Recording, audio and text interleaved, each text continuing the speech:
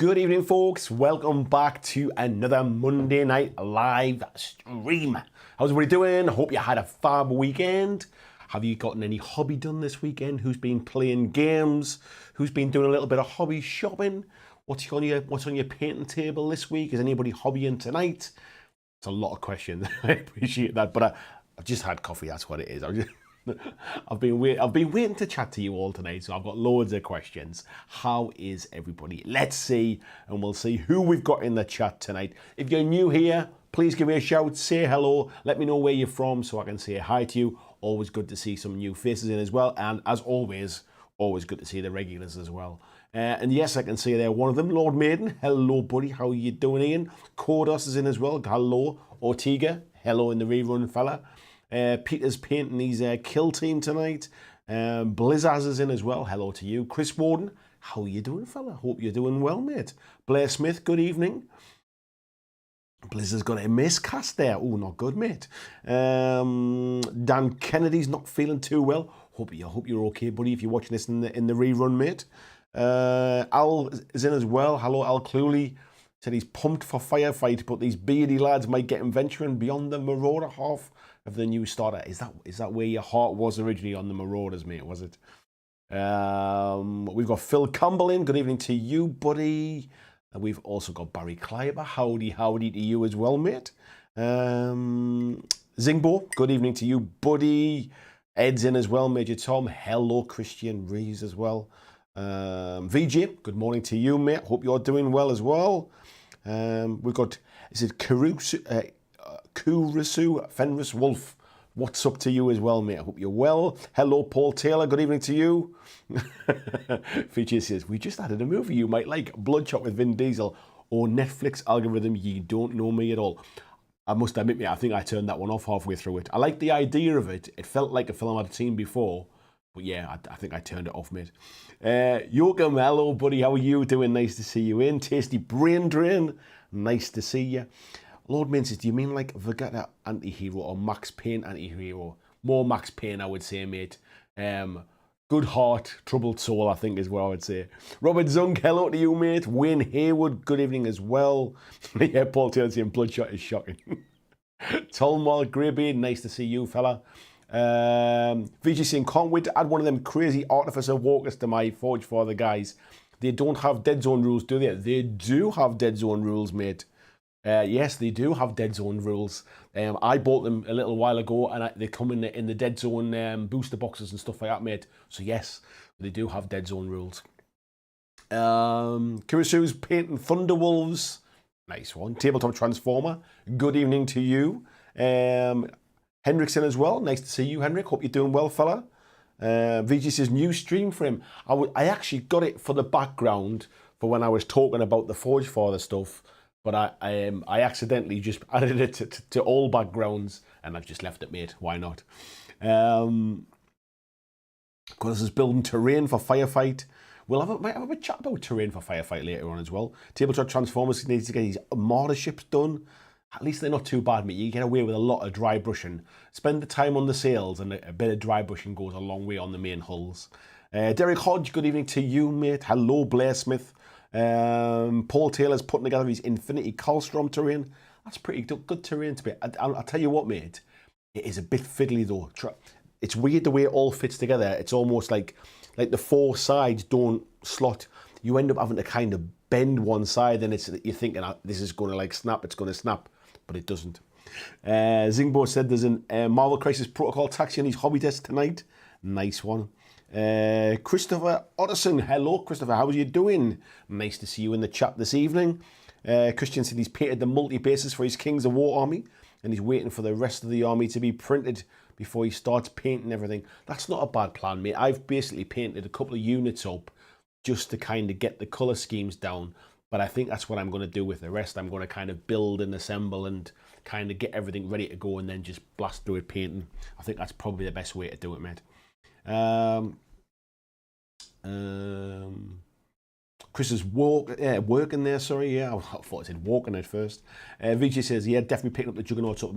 Yeah, there's two different builds for the Juggernauts, mate, within Firefight. And I think there's two different builds in Dead Zone as well. So you can have one with a mining laser and the kind of like the thunder hammer or the power hammer, and the other one you can have with oh, what's it called? It's got a like a laser gun thing, I forget what it's called, and like a power drill. We'll chat about them later on, because we're going to, for those that don't know, seeing the thing behind me and the thing that was on the thumbnail, we're talking Forge Fathers tonight. We're going to be talking about the background, a little bit about the lore of the Forge Fathers, where did they come from, that kind of thing, how do they fit into the Warpath universe. We're going to be chatting a little bit about how they play in Firefight 2.0, and we'll also have a look over the force list for them, so you can see what actual units are in there, and we'll also have a look at some of the units if you're not familiar with them as well. So I've had the rules for a little while now, and I intentionally didn't share anything because it wasn't like officially released or anything like that. Mantic hadn't shared, like Mantic was still sharing stuff, but then as of Friday, was it, or Thursday maybe? Thursday, Friday, some folks started to get the box sets early, and now there's starting to be videos online which are showing kind of like the rule books and the force lists and stuff like that. So I guess like the shackles are off now kind of thing. I can kind of share what I have as well. So we'll be going through the force lists. Fortunately, I have them as PDF, so I can show them up on the screen. Makes it much easier for when we're chatting about force lists and showing you points, costs, and what kind of what units are in the faction and stuff. So that's all right. Let's have a little look. Where's that one? Where are we to? Look, Ian saying, fair enough, make the true bad guy pay at all costs. Yeah, exactly, mate, yeah. Hello, Anna, how are you doing? Nice to see you. Hello, Lee Ratu as well. Thank you for coming at the chat tonight. Tabletop Transformers says you can choose to have the front of the Juggernaut armor on or off. It holds on quite well. That's exactly what I've done, mate. I couldn't decide whether to leave it on or leave it off. So I've basically kind of like, I primed it all up, like kind of with it in place, and primed the inside of it and stuff like that. But I've got it so it can come off and go back on, and I'll decide as I'm painting it, because I like the idea of, I mean, it's got such big weapons, you'd assume he'll be a little bit more armoured with that kind of cover on him, like from a theme point of view, but it does look cool with the kind of the exposed Forge Father inside, so I haven't decided yet. Super Pumpkin Man, nice to see you, fella. William Jones, hello, buddy, how you doing? This is nice to listen to gaming stuff again. I think it's been about 2 years. Welcome back, William Jones. I hope you're doing well. Vijay says, new Firefight rules videos are looking and sounding really nice. Yeah, there's 8 Firefight videos in total, mate. I think off the top of my head, if I can remember them, there is the intro and the stats one that Mantic have already shared. There's one on moving, there's one on shooting, there's one on assaulting, there's one on buildings, there's one on command points and command dice, there is one on vehicles. What's the other one? Nerve. There's a one on nerve as well, and nerve tests. So yeah, so there's 8 videos in total, mate. Yeah. Paul saying, yeah, no snapped card so far. Snapped card. Oh yeah, I'm building the buildings. Yeah. Ed says, where did you end up drinking Saturday night? So for those that don't know, we were chatting in the Patreon chat over the weekend, because I was in Peterborough at the weekend with some friends. One of my friends and kind of some of his friends who I kind of know via him are all Middlesbrough supporters. They were going to Peterborough for the Middlesbrough-Peterborough game and said, look, we're going away for the night. Do you fancy coming down, a few beers, stay over in a hotel and have a bit of a day out? So I said, of course, yes, I will. So I actually did end up going to the football. I wasn't going to, but there was a spare ticket kind of going, so I kind of went along. I don't support Middlesbrough, but I kind of just went to watch the football. So we had a few drinks in like, I forget what it's called, but there's like a barge on the river or something, like with like a big outside area near the stadium. So we had a few drinks around there, mate. We drank in a few bits of Wetherspoons bars. There was another bar which was kind of like a bit of a real, not like real ale, kind of a bit of a fancy craft beer type place. We went in there. It was the one called the Queen's Head, I think. And we ended up in like flares at the end of the night. So yeah, it was one of those nights, mate. Where are we up to here? Somberlin says, hi everyone. Hope you're all well. It's building some terrain pieces for Rangers of Shadowdeep and other fantasy settings tonight. Nice one. Tabletop Transformers saying the sails on these Battalion ships are all painted blue with the icons painted white. I think I did them the other way around, mate, yeah. And then double yellow wash. Nice one, mate. Lee Reynolds, good evening to you, buddy. How you doing? Austin Thornhill says he hasn't joined for a few weeks. Happy to join today. Welcome back, mate. Nice to have you in. We've got a nice little crowd tonight. Tom Martin, interested to hear about terrain and firefight. Yeah, we will get onto that a bit later on. If I can see where it was. Yeah, Zingo saying, let's hope that his Wi-Fi is a bit happier now. Fingers crossed for you, mate. Tabletop Transformer says, was you under NDA? I wasn't under NDA, mate, actually. So if you might have seen Mantic's firefight video that they did, released on Friday, I think, or maybe this morning, which is like their rules videos. I actually recorded those videos for Mantic and edited them and put them together. So I had the rules in order to allow me to do all of the kind of the images on screen and stuff like that and understand what the videos were going to be before they recorded them. So I've had the rules for quite some time, but obviously I didn't sign anything, but like they trust me not to kind of to leak anything, if you like. But now that people have got review copies, I kind of I had a chat with Rob on Friday, I think it was, and he said, yeah, it's fine to kind of talk about now. Jeremy Davis, hello, buddy. How are you doing? Welcome to the chat tonight. Triple Fox Gaming, hello, John. How are you doing, mate? Nice to see you. He says he's got his schedule sorted. Always good to see you, fella. Jeremy's ordered the Forge Fathers, and he said it's his first Mantic game. Good choice, mate. A nice game to get into. Cordus is saying the Juggernaut with armor off just gives the big Matrix Walker vibe. It does a bit, mate. Yeah, you're right. And Tabletop Transformers saying, I hope the Forge Guard actually useful in 2nd edition Firefight. We shall see, mate. VG saying he had a good night last night. Went to see Paul Kelly live. I don't know who Paul Kelly is, mate. Is it like a musician, or is he a comedian, or what is it, mate? So he's good mates with his lighting operator. First smile on his face in a while. Whatever he is, mate. I hope you had a good time. Scrolling down here. Charters is the boat. There you go. I didn't remember the name of it, mate. And the Craft Ale Place is the brewery tap. There you go, mate. You got better memory than I have. If I go back through my all my scanning my card statements, I'll remember the names of the pubs. Let's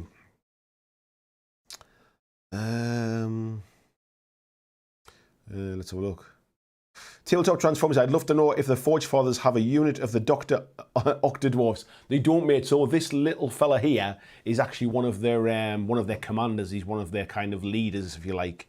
I think I haven't got that. Actually, let me have a little look here, because I've got the force lists here in the background. So I'll tell you what he's called. Scroll back up to the. God, this PDF's slow. Or maybe I won't tell you what it's called because it's taken forever. That's GCPS. Let me. I did have it queued up, but it's decided to play funny buggers now. Juggernaut Excavator was the thing I was thinking of, VJ. The one with a mining laser and a power hammer, and the other one's a Juggernaut with a Dragon's Maw and a power drill. That's the different things. Yeah, so a command, and if I can scroll down, there he is. So if I go to here, this is the Doc Ock looking guy that was behind me. He's a Master Artificer, and he is a command model basically, and he can take, so he's basically, you can get one Master Artificer, but because he's not named, you can take more than one of them, and you can also add an additional 2 Artificer Dwarfs as well, like kind of like alongside him as like a little bit of kind of like these bodyguards, if you like, and you can change the different types of weapons they have on their backs and things as well. Because as you remember, if you see them, these guys here with the things on the backs, these things here, you can kind of choose what those weapons are and things are a bit. So yes, where are we up to here? Blessing you in my neck of the woods at the weekend. Give Posh a good kick in. I tell you what, mate. I'm not surprised they're not doing too well in that league. They were awful, if I'm honest, mate. I was a complete neutral just watching the football, but they were awful. Vijay saying he's an Aussie singer, songwriter. Ah, right, there you go, mate. That's why I've got no idea who he is.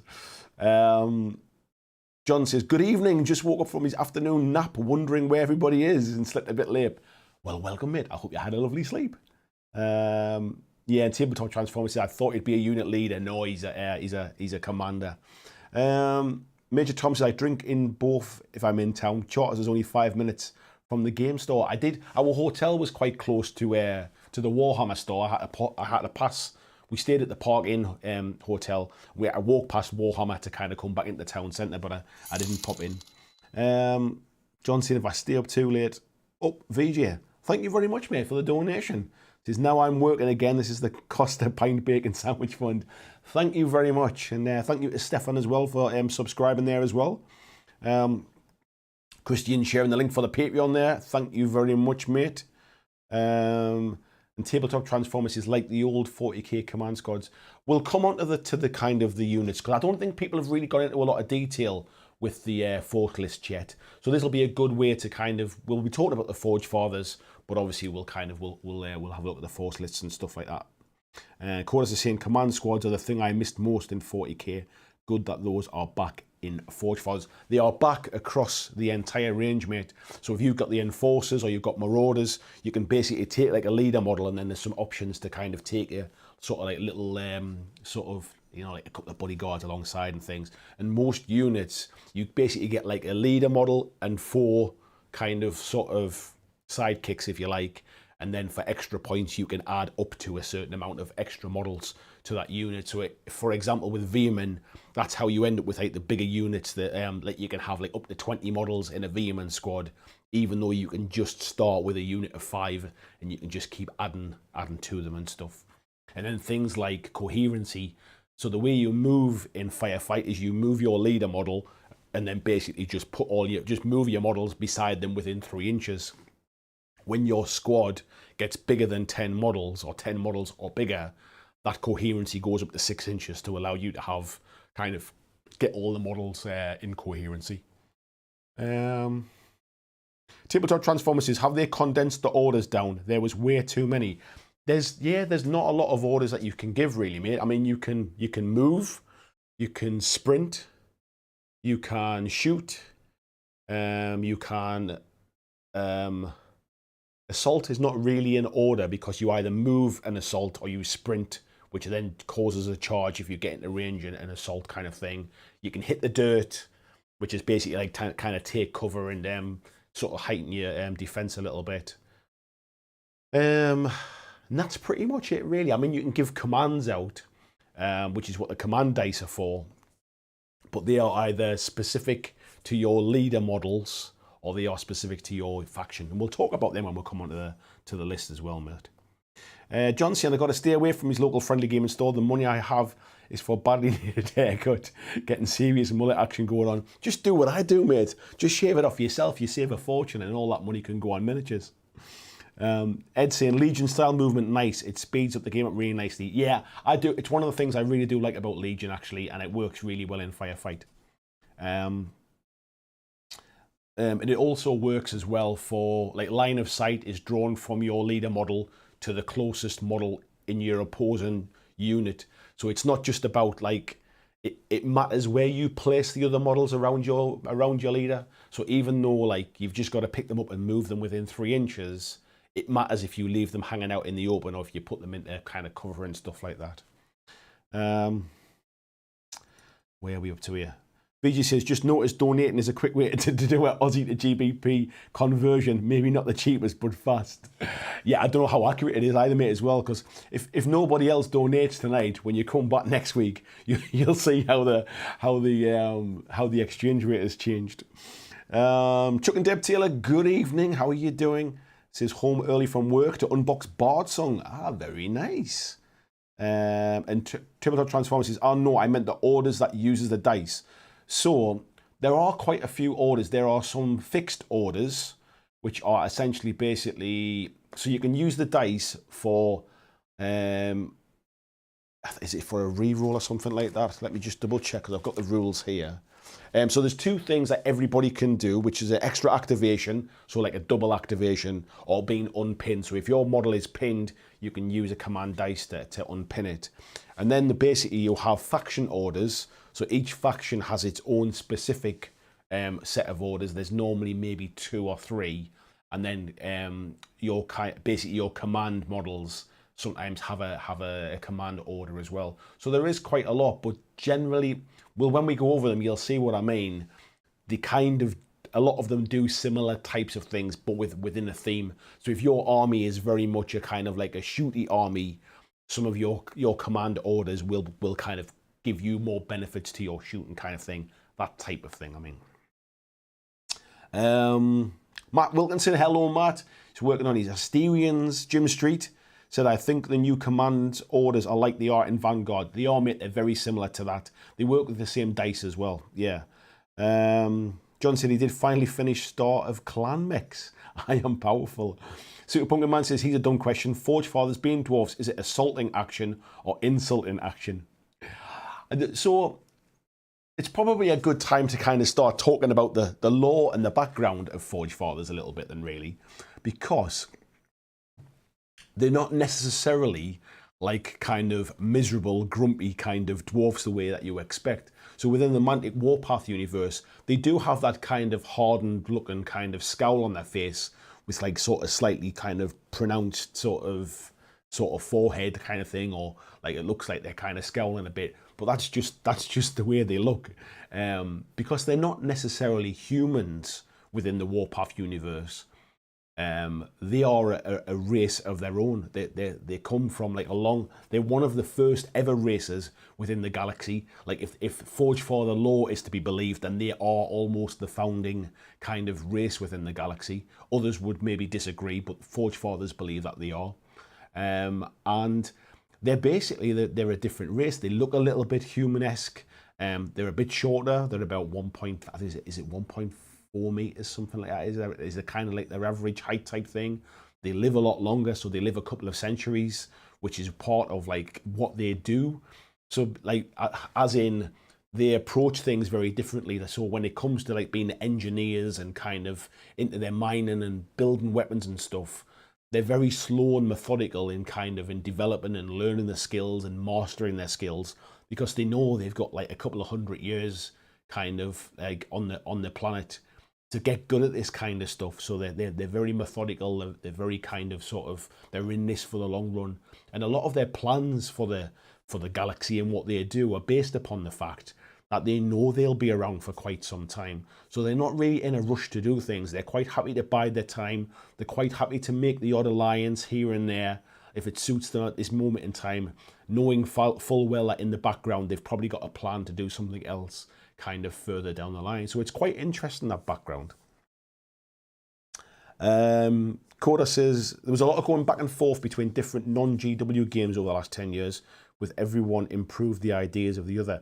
I think that's it. I mean, I think everybody's every game's got some bits of some good ideas, and sometimes you can't take all them good ideas and put them into one game because they just don't hang together. But what I will say for Firefight, and I've played quite a few games, I just feel like it feels like the best of a lot of bits and pieces, but it still has that flavour of a Mantic game where it feels like a Mantic game. It's fast to play.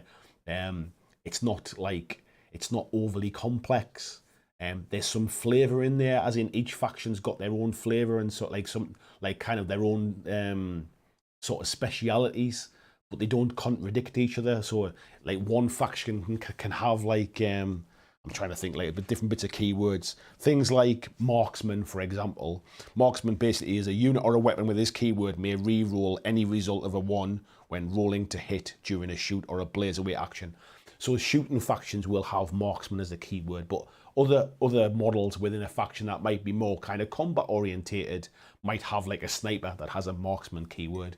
So rules kind of copy about between the different things. One of the things that, like, from when I've looked through things like 40k and AOS in the past, there's a lot of kind of conflicting rules or rules that sound like another rule but aren't exactly the same. You don't really get that in this. Where are we up to here? Super Pumpkin Man says, I only ask since 40 squats have some of the best insults in fiction. All right. No, it's a different kind of dwarf race. So I guess it's a good place to start. I mean, obviously, some of what's prompted this is the fact that GW have decided to bring back their squats under a different name, if you like, and it feels like they're trying to change. They're not bringing back squats as they were. They're trying to change them a little bit. However, from what we know about them, the Mantic kind of the Forge Fathers, which have been around for years, obviously for at least about 10 years, I think now, the background to them isn't just kind of cut and paste from the 40k stuff. It's basically it's his own background. Like I say, they've been around forever. The way the Forge Fathers basically organize themselves is they very much kind of they depend on their own. They kind of look after themselves. Very few of them actually kind of like venture off and kind of make alliances with other races. Only the ones that are really kind of like sort of stretching out there to expand their universe. And the dwarfs basically have a plan that they're going to just go around the galaxy, just planet by planet, and just basically mine these planets for all of their basically all of their resources. And they know that they live for hundreds of years, so they're just going to kind of methodically go around planet to planet to planet. And sometimes they will come up against people like the GCPS and the Council of Seven, and sometimes they'll come up against Asterians, and they might come up against the Plague on a planet, or they might come up against Marauders. But they'll basically, sometimes, like I say, they'll make alliances to kind of, when it suits their cause. Other times they will just attack and they will try and wipe the planet out and take over and basically kind of mine it for its resources and move on, really.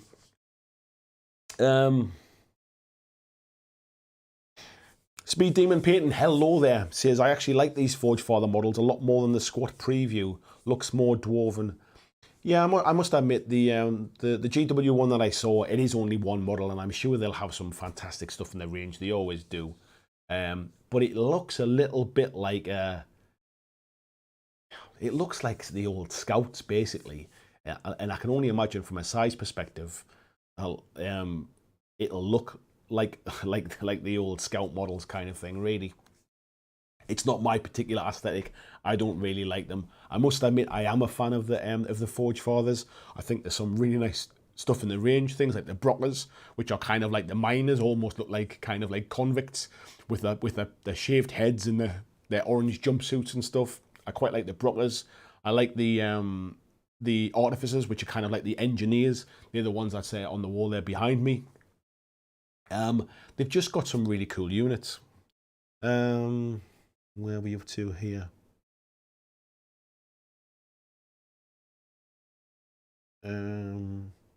Jess says, evening, got you on whilst I'm sitting about being ill, not Rona, but other some foul pestilence. There's a lot of stuff going about at the minute, mate. Get well soon. Tabletop Transformers saying they are space dwarves. They will fill you full of holes. Fill you full of holes, fill you full of holes. Yeah, Speedy, I'm not familiar with StarCraft, mate, but I've heard other people say the same thing.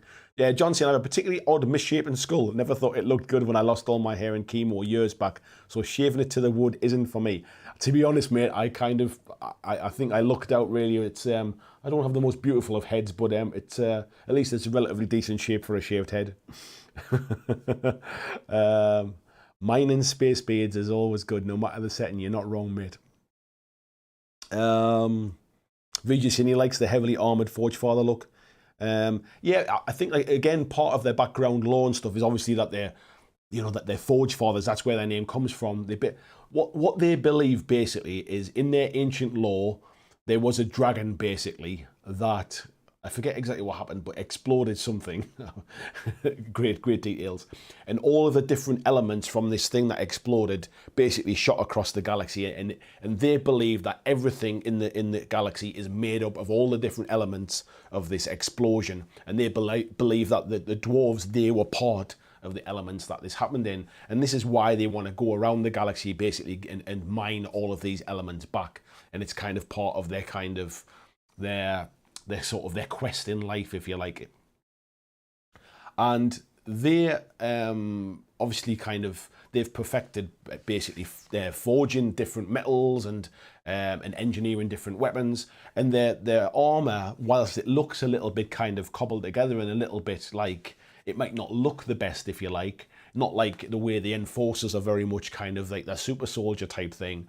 It's really, really effective. They're not like flashy, the dwarfs. They basically, they build stuff that works, and that's exactly what they basically do with their armor and their weapons and stuff.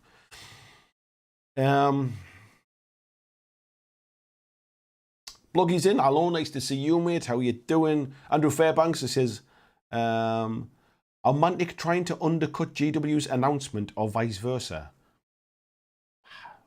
Neither, mate. Mantic are not trying to do anything. They announced Firefight like 6 months ago. It's been on public play test. And these dwarfs have been out for like, oh, Jesus. I think these particular ones behind me came out in December. So Mantic's not trying to do anything, mate. And GW just do GW's things, really. So yeah, nobody's trying to cut anybody, really. And as far as I mean, I saw you there saying about we've known about squats coming for about 4 or 5 months now. Yeah, I mean, Forge Fathers have been out for 10 years. It's not something new for Mantic. John saying always like the old biker aesthetic with the old squat models.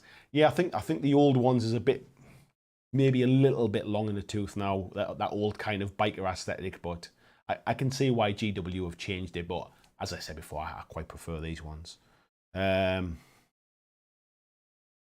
Andrew saying, Dad had a saying, you could be balding or you can be bald. One is a condition, the other is a lifestyle. There was a guy always used to say to me, there's two kinds of people in the world. There's those that have got piles and there's those that'll get piled. That was what I used to say.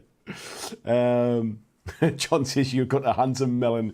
Bet your missus has to chase off all those dames. Yeah, if only, mate. Vijay says, the shaved part of Andy's head is the best part. Thanks, mate. Kodos says, tinfoil hat, pure coincidence that GW shows a single sci-fi dwarf for release months away, the 3 days before Mantic Firefight goes live. No, I wouldn't have thought so, mate. I mean, Firefight, when does that go live? Is it the 14th or something like that? So it's still got about 10 days before it goes live. I mean, Mantic have had dwarfs in like in Dead Zone and stuff like that for years. I just think it's ready for GW to release their stuff, really. They're not worried about Mantic. Mantic's not worried about GW. Everybody just does their own thing. Christian sharing the link there for t-shirts and hoodies. Thank you very much, mate, on the Teespring store there. Teespring ships worldwide, so it's open to everyone. Jaznaz Gaming, good evening, saying don't forget to like the video. A like would be very much appreciated. Thank you. Bloggy said he's doing good. Tabletop Transformers says, how many people do you think will compare Forge Fathers to new squads? No doubt, mate. I mean, for years, people have talked about the Mantic's Forge Fathers stuff, as squats, but because there's never been rules for squats in 40k, people tend not to kind of talk about them. But all of a sudden, I would imagine it might you might get some people picking some up for proxies and things like that now, and some cheaper models. John says, Forge Fathers lose the aesthetics for practicality. That's pretty much it, mate. They basically, they built, it just runs, that's how it works.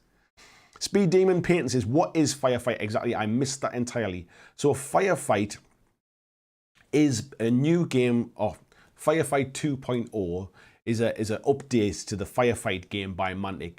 So if you're familiar with Dead Zone, which is a skirmish game on a 2-foot by 2-foot gridded board where movement is between cubes and stuff, this is more, as you would imagine, being kind of like a, I wouldn't say army scale game, but it's bigger scale. It's maybe more along the lines of 40k in size. I wouldn't say you'll need the similar amount of models. I wouldn't have thought. I'm trying to think. Basically, you're probably talking in the region of maybe 50, 60 models, something like that. But it's a skirmish game on a 4x4 board or 6x4. If you open the size of your games. And the rules have been completely written from the ground up. So for all it is a second edition, it's not based on the rules from the first edition. It's been completely rewritten, and it releases on the 14th of April. Kodos there saying Firefight is on public play test for a year by now. Yeah, exactly, mate.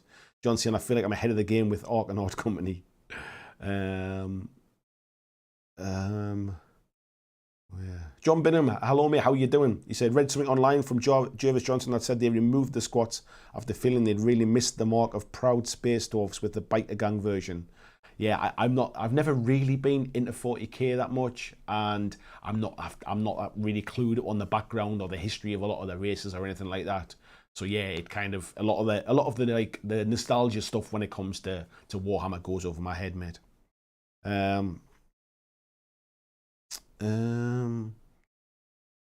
Tabletop Transformers saying, yeah, GW isn't worried about anything. Yeah, that's just it, mate. Davis MMA125 says, I think GW just waited for April Fools. I don't think they're paying attention to small companies. I don't think they really kind of... I mean, I'm sure they're paying attention to other people just to see what's happening. Like, it's no surprise that they're bringing back sort of like the old world when they see sort of mass battle fantasy games doing well again. So I think they'd be remiss not to kind of understand what's happening in the industry, because if you basically ignore everybody, you leave doors open for other people to kind of come in. But I wouldn't say they're not making announcements based upon what other people are doing necessarily. Andrew Fairbanks says, makes you wonder how good the Adepticon reveals could have been. I guess they've obviously planned to do this as an April Fool for some time now, I would imagine. Koda says, just joking about those stuff being close, similar as Old World was announced. Yeah. VG says, great to see Firefight moving to D8. Yes, it is, mate. And I assume there is Exploding 8. There's not Exploding 8, mate, in Firefight. So they chat about this in one of the playthrough videos. But essentially what happens is in Dead Zone, you only ever really roll about 5 or 6 dice maximum, where in Firefight, you can potentially be rolling quite a few dice. Because if you've got, say, 10 models in your unit, and each one of those models is rolling 2 dice for their weapon, you're rolling 20 dice. And if you're rolling 20 dice, you're definitely increasing the odds of getting sort of 8s, and then having them explode. It just becomes kind of a little bit unwieldy and a bit swingy and a little bit unbalanced. So yeah, there's no Exploding 8s, mate, in Firefight. Yeah, John saying the redo of Firefight's been a long time coming. Theories that this is a one-upmanship thing between two companies are reaching. Yeah, correlation is not necessarily causation. I think it's one of those things, because all the kind of the major companies are all kind of out of Nottingham, and a lot of them have ex-GW staff members and such. People like to compare stuff, but at the end of the day, like, Mantic are not making games to try and like steal 40k players, if you like, you know, like 40k players will leave of their own accord, kind of thing, and find the games that they want. Vincent VT says, oh Lord, it's a live stream. Good evening to you gentle people. Hello, mate. John says, I saw the tank model for the Forge Fathers. Serious potential. Hope I see it sometime in my local stores. Could use a couple if the price is right. The tanks are really nice, mate. We'll come on to some of the Ranger stuff in a bit. VG saying squats were good at army and epic scale. I've never played anything of small scale, mate. David there, hello, mate. It's probably a dumb question, but what's the smallest scale, fewest number of models, non-sports ball game set in the Mantic sci-fi universe? So the smallest scale, fewest number of models will be Dead Zone, mate. If you're fighting in a like an elite army, you can get away with maybe about 10, 15 models, something like that. If you're starting to do things like Veermen, which are like the space rats, they're a bit more hoardy, so you're probably talking 25, 30 models. But if you're doing something like Enforcers or Forge Fathers are quite an elite army as well, to be fair. It's not, I don't know how they are in the GW lore and universe and stuff, but there's not a lot of Forge Fathers around in Warpath. Like, there is, in terms of like, there's quite a few, but compared to like sort of like the humans, there's a lot less Forge Fathers around. Basically, they're just they're quite hardy. They're very kind of good when it comes to war and combat.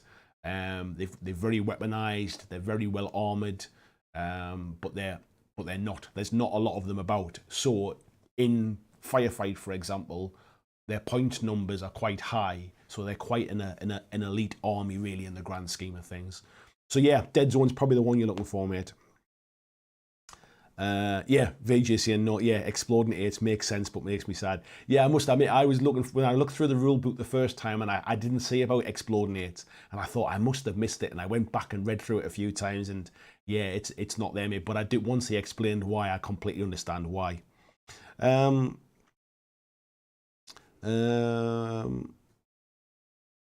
Yeah, Tabletop Transformers and the Forge Father tank is like 30 quid with 4 options. Yeah, I forget how much it is now, mate. I think I might have, I got a page open here. Yeah, they're 30 quid. Let me just flip over to here. So they are 30 quid, or you can buy 3 of them for 70 quid, mate, to be fair. But yes, so this is the Forge Father Stern Hammer battle tank, but it can be built in a number of different ways, 4 possible variants. So it's got with heavy hailstorm cannons, with heavy magma cannon, a brander with dozer blade and heavy dragon breath flamer, or a Draka APC. But basically, it's as you can see, they can be built in a number of different ways to fulfill different things within the factions. And then if we go to, I go back to here, and we can have a little look at the vehicles. We'll scroll back through Huskars, those items, commands, juggernauts, weapons platforms. Let me scroll through here. Oops. Urban assault vehicles. So there's a Sturmhammer battle tank, for example. So they're like 150 points for one of those battle tanks. So let me just flick back to here. So yeah, one of these is like 150 points. And if we're talking like a smallish scale game, you're probably talking in the region of like 850 points, 800 points, something like that for a small. Is that kind of like what kind of size we're talking about? I forget now. Probably like 1,000 points or something like that is probably a small game. So that gives you an idea anyway, 150 points. And if you've seen the latest Mantic Firefight video, they talk about this stat line here, so I won't go too much into depth unless anybody's got any particular questions. But it showed you here that basically they're shooting on a 4+. They have an armor of 9+, which you might say, well, on a D8, how do you get a 9? You essentially have to roll an 8, and then you have to roll a 4+ after that, and I think it halves the number of dice. But that's where things like this, where AP comes in, so armor penetration comes in quite heavily. So if you've got weapons with armor penetration, or you've got other vehicles with armor penetration, so for example, this heavy magma cannon, you roll 4 dice, hitting on a 4+, and it has AP 6. So if you were shooting against this tank, this armor would come down to a 3+ because of that AP 6. So it just shows how kind of armor penetration is what you need to get through these heavy armor stuff. And then they have different stuff here like controlled fire, headstrong, heavy armor, tracked, and vehicle. And the way these work basically is, so your sternum hammer, as we were saying before, it comes with a quad heavy hailstorm cannon, which has a range of 48 inches and rolls 6 dice with AP2. However, you can replace its weapons for 20 points to a heavy magma cannon for the ranged fire, and the ramming weapon for assault as well. So and that's where it comes back to here, where you can essentially, you can either have it with the heavy hailstorm cannon, or you can have it with heavy magma cannon, and then there's different types of things, sort of like in your points and stuff like that. So that's how they all work.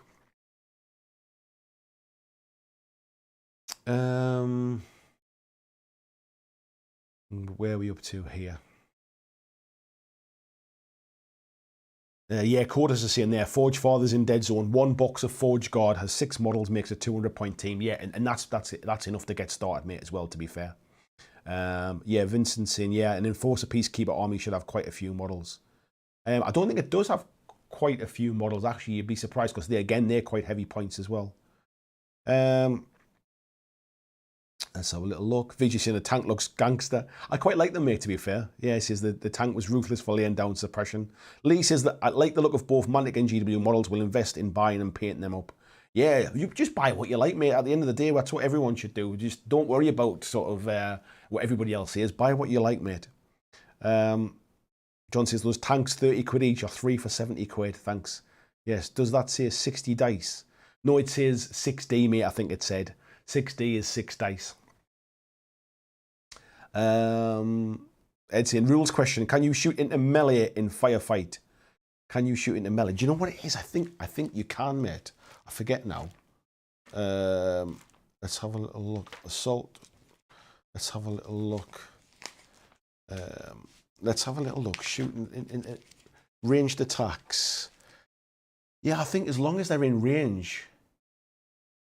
Oh, actually, no, you can't. But only because it wouldn't happen. So what will happen is if a unit ever gets, right, so I need to kind of take a step back and explain this. So the way the game works is it's basically I activate a unit, you activate a unit, and we just go backwards and forwards. There's no kind of like movement phase, shooting phase, combat phase, shooting phase, or anything like that.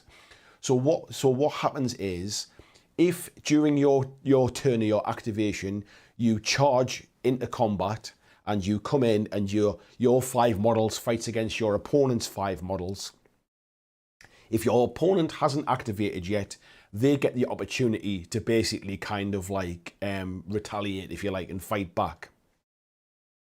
Then what happens is that at the end of that combat, there's a winner declared. Whoever's basically killed the most models is the winner of that combat, and the loser of that combat has to make a retreat move away from that unit. Excuse me. So then what would happen is the next unit would activate, and there wouldn't be a combat to shoot into because those units have moved apart. Does that make sense? I think so. I think that's how it kind of. I think I've explained that the right way so you understand. So no, you can't shoot into melee because you'll never have a melee combat still happening when somebody else comes to shoot. Vincent saying Firefight starter pre-ordered. Nice choice, fella. VJ saying, would I be correct in assuming if I already have a bunch of Warpath minis from Dead Zone and extra boxes, I could play a Firefight with just the PDF rules purchase? You will need some dice, mate. So if you have any Vanguard dice or you have any Walking Dead dice, you can certainly you can use them. If not, you'll have to purchase some command dice. So they're not the same dice that you use in Dead Zone. Rules you'll need, tokens you can kind of proxy, you can use your own tokens, so you wouldn't necessarily use them. Terrain, you can use anything you want. You use a lot less terrain in Firefight than you do in Dead Zone, so you'd have whatever you have from Dead Zone already, you could use that terrain in Firefight. So yeah, other than the dice, mate, yeah, you could absolutely just use what you've already got and just use PDF rules.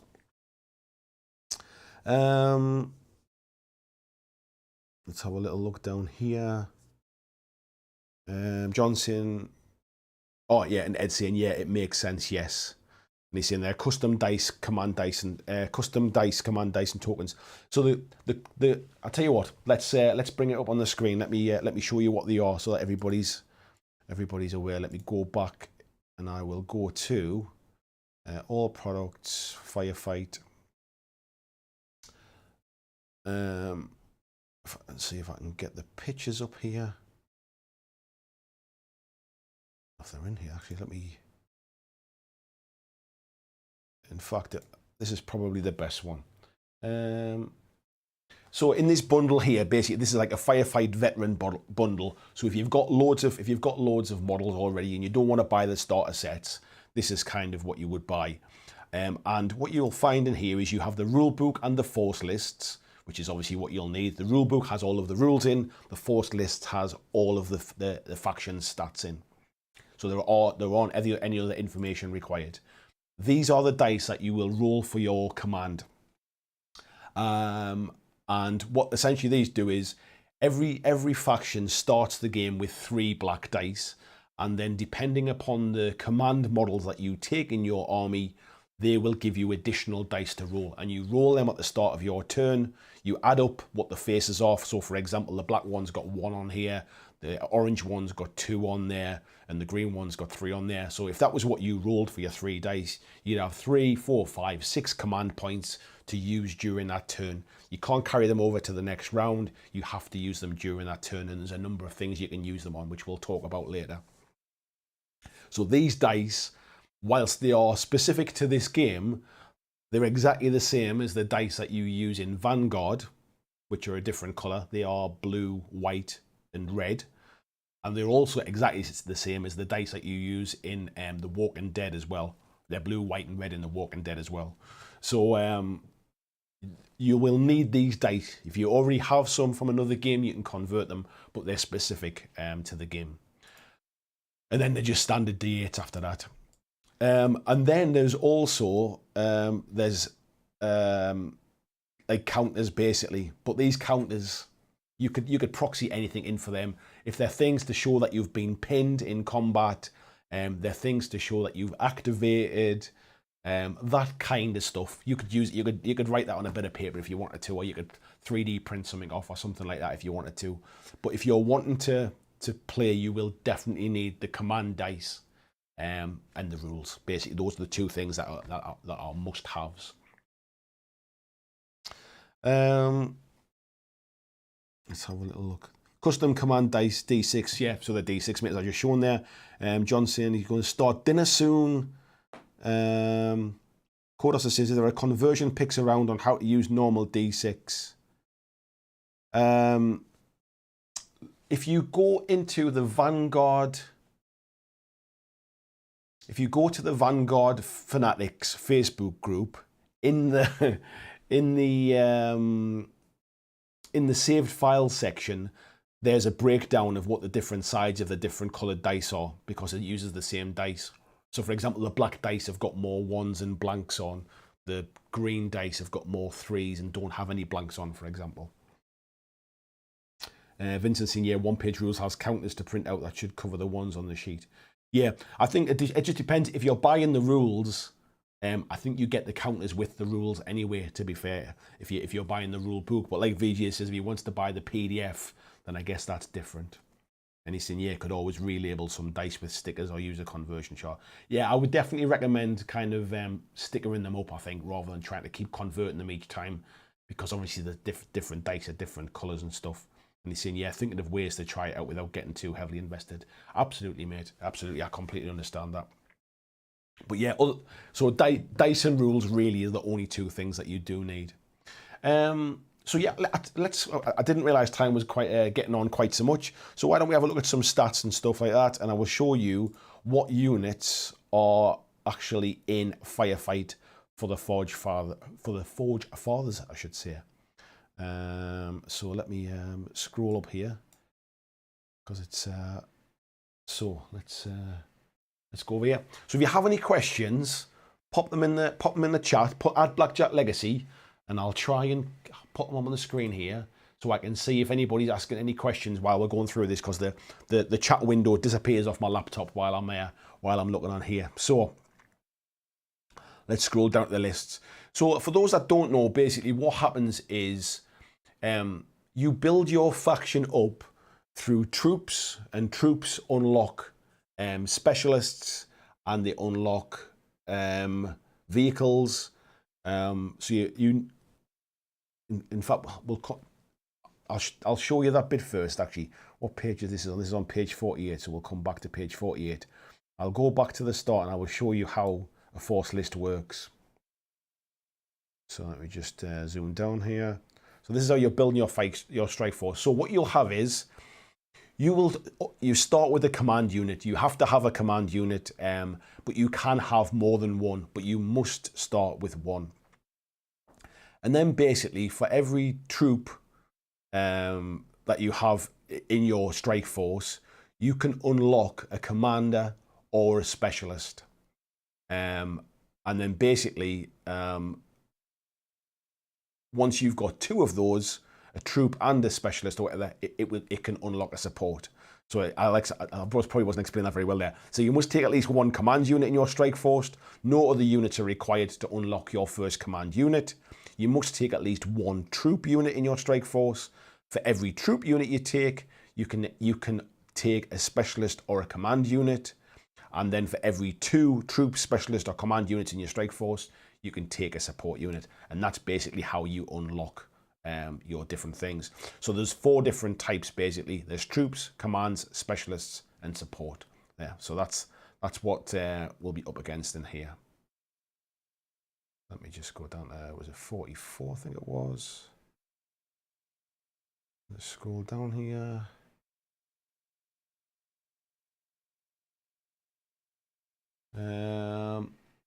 How easy is it to put special weapons in units? I'll show you that, mate, when we come down.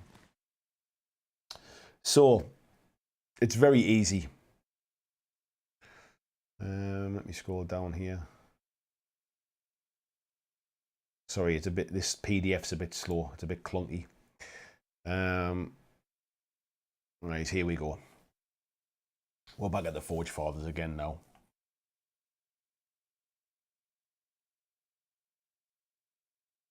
So I was talking about orders. So what you've got is, when you've got your order dice, your command dice, these are the Forge Father faction orders. So they've got one called For the Forge Star, and the number 1 after it here shows that it costs 1 command point. So if you decide to give that order out, you need a commander on the board to be able to give that order out, and it works for anything within, I think it's within 12 inches of the command model. It's either 6 or 12 inches, I forget which it is now. But it works within that kind of bubble of that commander. If you have more than 1 commander on the battlefield, you get multiple, basically like auras or bubbles, if you like. So it's sometimes worth having more than 1 command model on the board to give those orders out. So this one, the unit gains weight of fire 2, marksman keyword, and if the unit is a vehicle, the cost of this order is 2. So it can work on vehicles as well, but it means it'll cost you 2 points instead. They have an order called Tis But a Scratch, which again costs you 1, and the unit gains Resilient 1, Frenzy 2, and you can also boost it. So for an additional command point, so it costs you 2 instead, you get Resilient 2, Frenzy 2, Vicious Assault, and it can be used on non-vehicle units only. And then you have this Farranger Overcomes, which costs you 2 points, and it increases each Hailstorm pistol or rifle in the unit by 1 extra dice for a shoot action, which can be quite powerful, especially if you've got bigger units and stuff. So basically you've got 1 at the top here, which kind of improves your shooting, 1 that improves your combat, and then we've got the bottom here as well, which is a shoot action. So the troops that you've got Steel Warriors, and so what this costs here, this cost in the corner here is 100 points. That's what you pay for a Steel Warrior leader and 4 Steel Warriors with these weapons. So that is your basic unit of 5 models, a leader and 4 sort of minions, if you like, or 4 sort of troops. Costs 100 points in this case. Now, what you can do, this is where the options come in, as you were talking about sort of special weapons and stuff. You can add up to between 0 and 5 additional Steel Warriors for 18 points each. So you can add an extra 5 to that to make it a troop of 10 for whatever that is. What's that? Another 60 points. So for 160 points, you can have that, right? That's not right, is it? 18 times 10 will be 180. What's that? 90, an extra 90 points, sorry. So yeah, for an extra 90 points, you can have another 5 units. Then what you can do is up to 2 Steel Warriors can each replace their weapons with one of the following. So it doesn't matter whether you've got a 5-man unit or a 10-man unit, up to 2 of your Steel Warriors may replace their weapons with one of the following. So one model can have a Dragon's Breath Flamer for 10 points, and basically you will exchange this stat line for the original one. One can have a Hailstone autocannon, one can have a missile launcher. But what you do is, so let's say you upgrade to a Dragon's Breath. It has a range of 12, and it rolls 2 dice, but you're still hitting on a 4+. So that stat line along the top never changes. The different weapons just give you either more dice, they give you a bigger range, and they also give you keywords like it burns. Things like the Hailstone autocannon has a range of 18 inches, it rolls 2 dice, but it has armor penetration, and it also automatically pins. So as long as it hits, it automatically pins the unit. And then you have basically the leader may replace his weapon with the following for free, so there's an option for the leader. So this is how you can kind of fine tune your units, basically like that. I hope that answers the question there. Chorus is saying any vehicles that are troops. No, all vehicles basically come into the support section, I think. So you've got the Thorgrim unit there as well. So it has 5 Thorgrim models. And again, you can add up to an additional 5 for 17 points each. You have the Riker models, again with 1 leader and 4 troops. And you can have up to an additional 5. We have the Brocker units. So you have 5 Brockers in the unit. You can have up to an additional 5. So far, like a 10-person unit is the biggest you can have at the moment. You have these things as well called drones, which are things like the bomb bot and the excavator robot. They obviously count for shooting and things as well, but they're not necessarily classed as a model. So even if you upgrade and have a drone model, you still have a 10-person unit. You have a militia, so you can take a 10-person militia. There's the Draka APC. So I guess it is classed as a troop, and I thought they were all classed as supports. So the APC is a armored personnel carrier basically, and you can use this to carry troops, and you can use vehicles to move them around the board. Because it costs its own points, you could activate this with the troop inside it and move it across with one activation. You could then spend a command point to activate a second unit, and you could take that unit from inside the carrier and take the models out and basically shoot at somebody kind of thing. So that's how you can kind of move and use vehicles and bits and pieces and stuff. We've got specialists, so there's Storm Rage veterans. So again, you have a leader and 4 models. You can take, and then basically up to 4 of those veterans can replace their weapons with different options. So you've got some options for different weapons there. There's the Hammer Fist drop troops. Again, 5 of those, and you can add up to an additional 5. There's the Brocker Valka, which I think is like the motorbike type thing, isn't it? Like the little buggy type thing. And there's 2 of them in a unit. So as you can see, that's under the specialist keyword. This SP here, the speed, basically it can move 12 on a normal move, or it can move 18 on like a sprint, which is like a long action. So I don't know if I mentioned before, but basically the way the game works is a lot like Dead Zone, where you get 2 actions, 2 short actions or 1 long action. So a short action would be like move and shoot. A long action would be like a sprint or like a long move. But if you move into combat with a sprint, it's classed as a charge, and then you get the free fight at the end as well. We've got Forge Guard as well. So again, you can take 4 of them for 130 points, and with an additional 2 you can add for more. Again, every unit has a base size on here as well, so it tells you exactly. In fact, I might as well very quickly go across them. Type is the type like troop, specialist, command, support. SP is your speed, 6 and 9, short action, long action. SH is your shoot. AS is your assault, so that's how much what you need to roll when you're in combat, hand-to-hand combat. AR is your armor, so that's what your opponent needs to roll. So when they roll to hit, they're rolling on their shoot action, for example. When they roll into wound, they're rolling against your armor. HP is your health points or hit points. That's how many how many kind of points of damage each model can take before they're gone.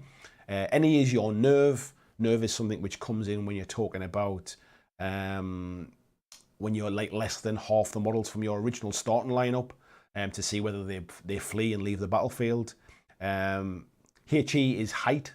So height is very much like not like Dead Zone, sorry, very much like Kings of War, where it's an abstract version of height, and like you can draw line of sight if the model in front of you is like less than your height, kind of thing.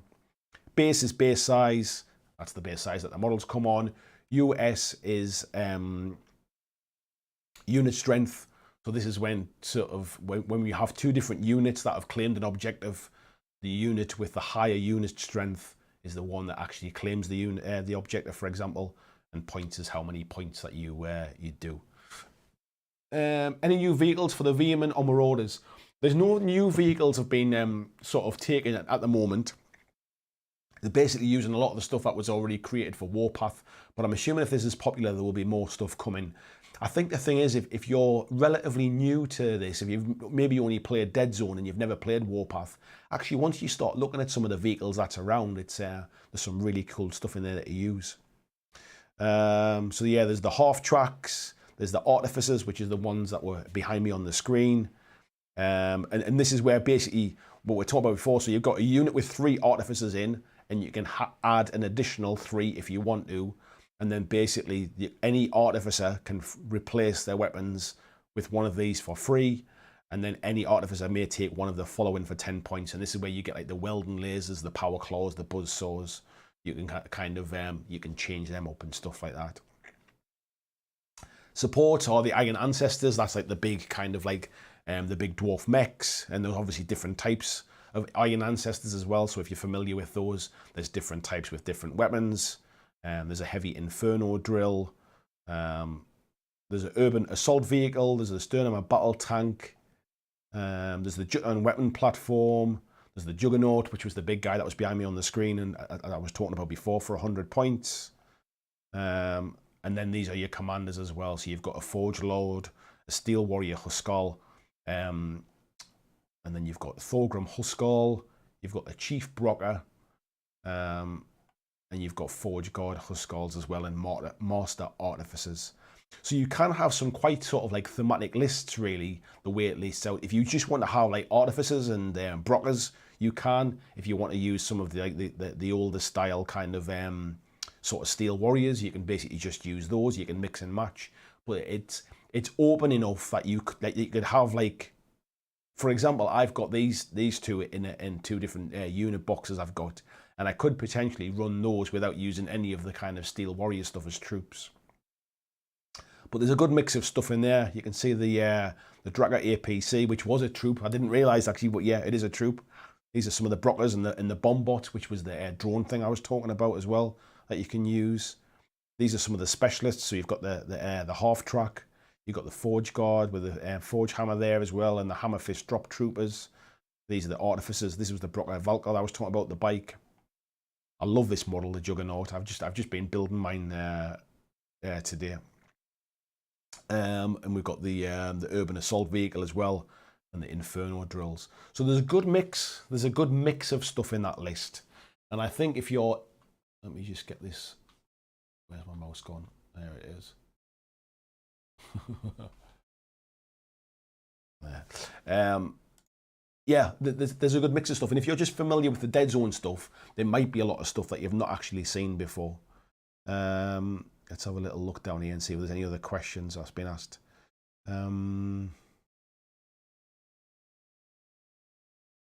Yeah, VJ is saying, yeah, high-res image background. It is. It's because it's the one they sent me through is the one that went for print, basically, mate. So it is high-res.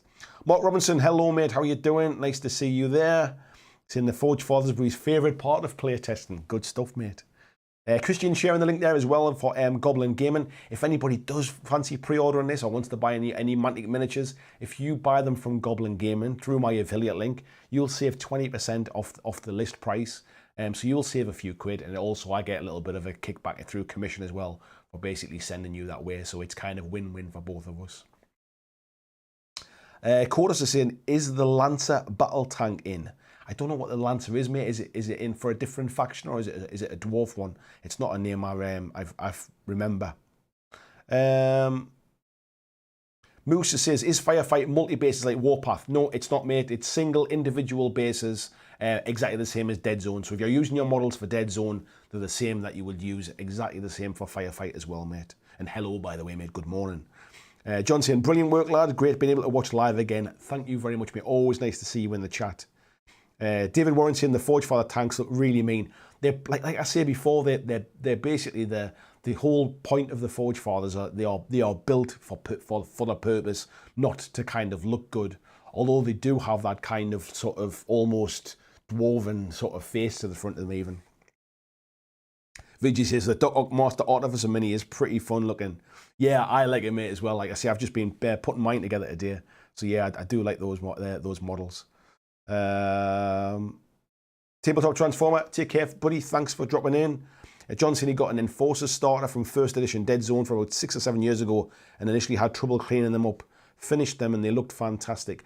To be honest, mate, I think the Enforcers models have changed since back then. I think some of them used to be the kind of like that weird PVC plastic stuff, where the new Enforcers are like on a sprue. They're different, I think, now. VG saying the Brocker stuff is one side of Forge Father that doesn't interest me much. I love them, mate. I think they're great. Lee Rattle says, what's the standard points for a game of Firefight? There's nothing really kind of being decided as standard points yet, mate. But I think if you're anywhere up to about sort of 1,250 points, you would play it on a 4x4 table. And then anything over 1,250, like 1,500 upwards, you would play on like a 6x4. So if you're wanting to play on a 4x4 table, you won't go higher than like 1,000, 1,250 points. Krabby, good evening, mate. Nice to see you, fella. Mark's in there. The Lancer isn't in yet. Yeah, I'm not familiar with what a Lancer is, so there you go. Yeah, John said the material wasn't like the usual styrene. Yes, mate. It's not called Restic, actually. Everybody calls it Restic because it was meant to be some kind of resin plastic mix, but it was just some name that people seem to call it for some reason. It's just PVC plastic, but it's not the like injection mold, like the sort of the HIPS plastic type stuff. But the newer Enforcer models are on like a normal kind of sprue and clipped off type thing. Yeah, Vincent saying the Brocker have a lot of character. I'm a big fan of them. I love that kind of orange, kind of almost prison uniform type thing about them. Maybe it's the bald heads. Maybe that's what it is. Let me. I'll flick back and we'll have a little look at some of the models in the range as well. If I go back to Forge Fathers, we'll go back to here. So this is that you can basically for £75 or a bit cheaper if you're getting it on Goblin Gaming, for example. This is like a kind of like a nice little kind of starter army. And I haven't worked out the points, but if it's anything like the ones in the main box, you're probably talking about 800 to 900 points, I would say, in these kind of starter armies. So you get 30 Steel Warriors, you get 6 Plastic Forge Guard, you get a Huskall, which is like a leader model, you get an Iron Ancestor, which is one of the like support models or specialist models it might be. You get a plastic tank, and you get the round bases as well. So that's what you get in a set basically. That will be like a nice little kind of I would say that's a good 4x4 kind of like starter army. You might want to kind of build up in the future. You might want more kind of transport sort of stuff. You might want some of the like sort of specialist models, but that will be a good starting point. So each army, if Forge Father's not your thing, each army has these kind of like strike force type things. But there's the tanks that we're talking about as well. And remember, you can build these in 4 different ways because they are basically 4 different types of models. And when I showed them before, just for those that didn't see it, so you've obviously got like the tanks, but you've also got the personnel carriers as well. Ones with laser weapons, and that one as well. There's these little like weapons platform type things, and again, you can build them a number of different ways with different weapons on as well. This is the Juggernaut, and again, it comes with 2 different weapon options. So this is the one with the what's it called again? I forget what it's called. The laser weapon, I forget, or the drill, and then you've obviously got the mining laser as well, and the hammer as well. And again, as you can see here, this one's with the canopy off the front, where you can see the Forge Father inside. This is with the canopy on the front as well, so you can actually build it either way. I haven't decided which way I want to build mine yet. I like the look of it with it on, and it makes sense as like a defensive type thing. But I quite like the fact that you can see him inside, so I'll decide at some point. You've then got these Artificers, which are the ones that are behind me on the screen as well. And these also, don't forget, these are like dead zone sort of booster boxes as well. So you get these, you can use this as a leader and then take these kind of models as basically as these sidekicks type thing as well. And they're also usable in dead zone. You've got the Hammerfist drop team, you've got the Militia, you've got the Iron Ancestors. Again, these come in with different weapon options. You've got the half track. I mean, that's quite nice for 18 quid actually. It's not expensive, that. Which is quite cool. Again, comes with a number of different weapons. You can either have the Hailstone cannon or the Magma cannon. You've got the Forge Guard. You've got Steel Warriors in a box there as well. You've got the Brockers. So these are ones VG wasn't too keen on, but I'm a big fan of. So you've got your Brocker leader there. And then the different Brockers as well with the mining laser. These are your proper like kind of like miners, if you like, the ones that get in there and get dirty. I quite like those.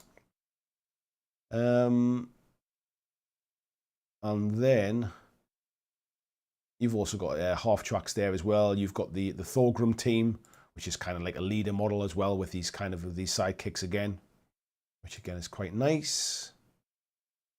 And there's some other different types of kind of sort of like specialist named leaders and stuff as well. Huskarls and Forge Father Beyond Stonefall. So those are just some of the stuff that you can basically pick if you fancy a Forge Father team. Yeah, VG said he likes the heavily armoured look. Yeah, I get that as well, mate. I'd dock up in the Juggernaut and I'm happy camper. No idea how that would fare in game. To be honest, mate, when have I ever been worried about how it fares in the game? Robert Saxon Nudges says, evening, been watching in the background, currently doing Northern Lions for Kings of War. Can't decide on Plague or Forge Fathers next. That's my only problem. Can't be bad. Yeah, can't be a bad choice, mate. Plague's nice as well, and they've got some new models coming out soon as well. So they teased some of those models a little while ago, and I don't think they've been released yet. So yeah, I think there's some plastic Plague stuff coming down the line very soon. John saying, yeah, looks like a manageable amount of models to paint. Good stuff, like the AFVs. Yeah, I would say Firefight is, I feel like it's a manageable amount to look like an army game, like an army sci-fi game. It's more models than Dead Zone. It's more models than, say, Infinity. I wouldn't say it was quite as many as 40k. 40k feels like it has more models. So I think it's kind of, I mean, obviously you can go as big as you want. You can go 6x4 table. You can play at 2,000 points if you want. But I would say like 1,000 points or 1,200 points is probably not a bad place to start. If you buy the starter box, the 2-player starter box, I think each faction in there has about 800 points in. I'll give you an idea basically of what you're getting and the difference between a more elite team and a more kind of like horde type faction as well.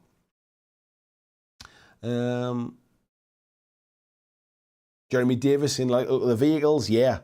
Vincent says, will the Rebs become a firefight force? So basically what Mantic have done at the moment is they've released 6 factions for the start of Firefight. And the reason that they've released those, or 7 factions did I say? The reason they've released those 7 factions is because they have a full model range for them at the minute.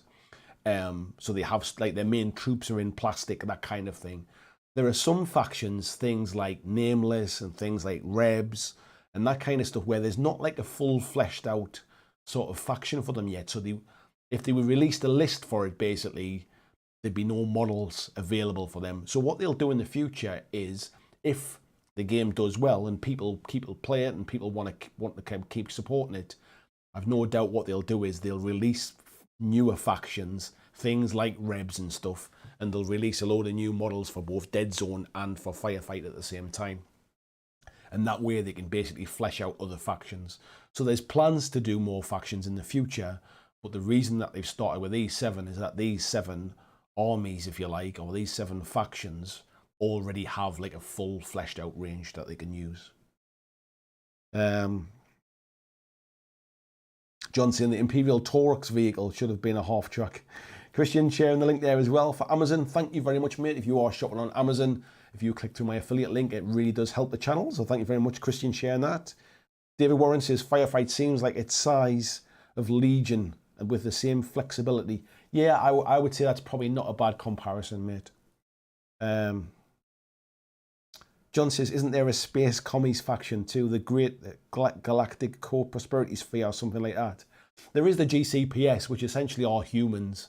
And that is basically, so the universe basically is about how humans are really made up of like corporations who basically have private kind of like militia, private military armies, as they're going out expanding through the galaxy, trying to take over planets and kind of sort of stake their claim, take the kind of like sort of mine the planet, turn it to their own uses, if you like. And essentially what happens is these different corporations club together to basically try and sort of make them even stronger as one big kind of co-prosperity, if you like. And that's basically what it do. Is it's these human factions that come together to basically to do that, and that is the GCPS. So yeah, so in this case, the humans are definitely not the good guys. Fiji says he got the plague starter and the nameless starter. Yeah, had a bit of a splurge when work came back after the second breakfast. Lockdown, second breakfast. Keen to play some nameless and firefight. Yeah, so in Dead Zone, obviously, you need a lot less models, so you can have these very niche, like little factions and stuff that don't have a lot of models. But when you sort of scaling that up into firefight, you really need the core troops to be in kind of like plastic sprues, basically. Otherwise, it's just like nobody wants to be building sort of like 20 or 30 resin models for like a faction type thing or something like that.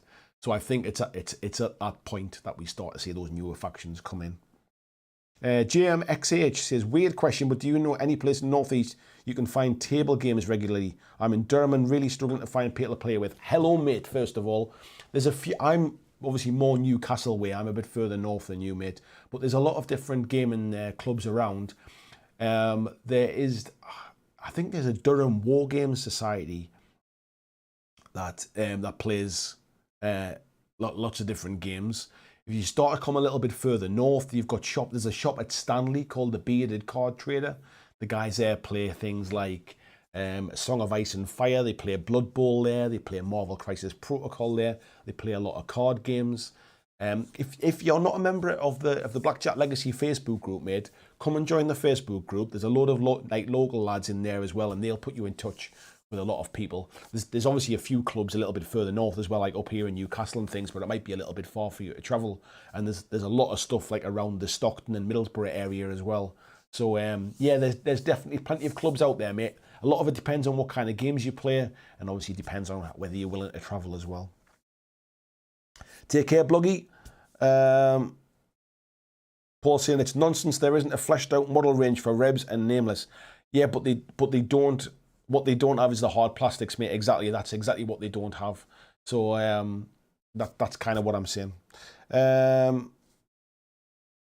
Codus is saying, which is the reason Mantic considers them not fleshed out enough to be in firefight yet. Yeah, exactly. I was just saying that because you need those core troops to be plastic, really.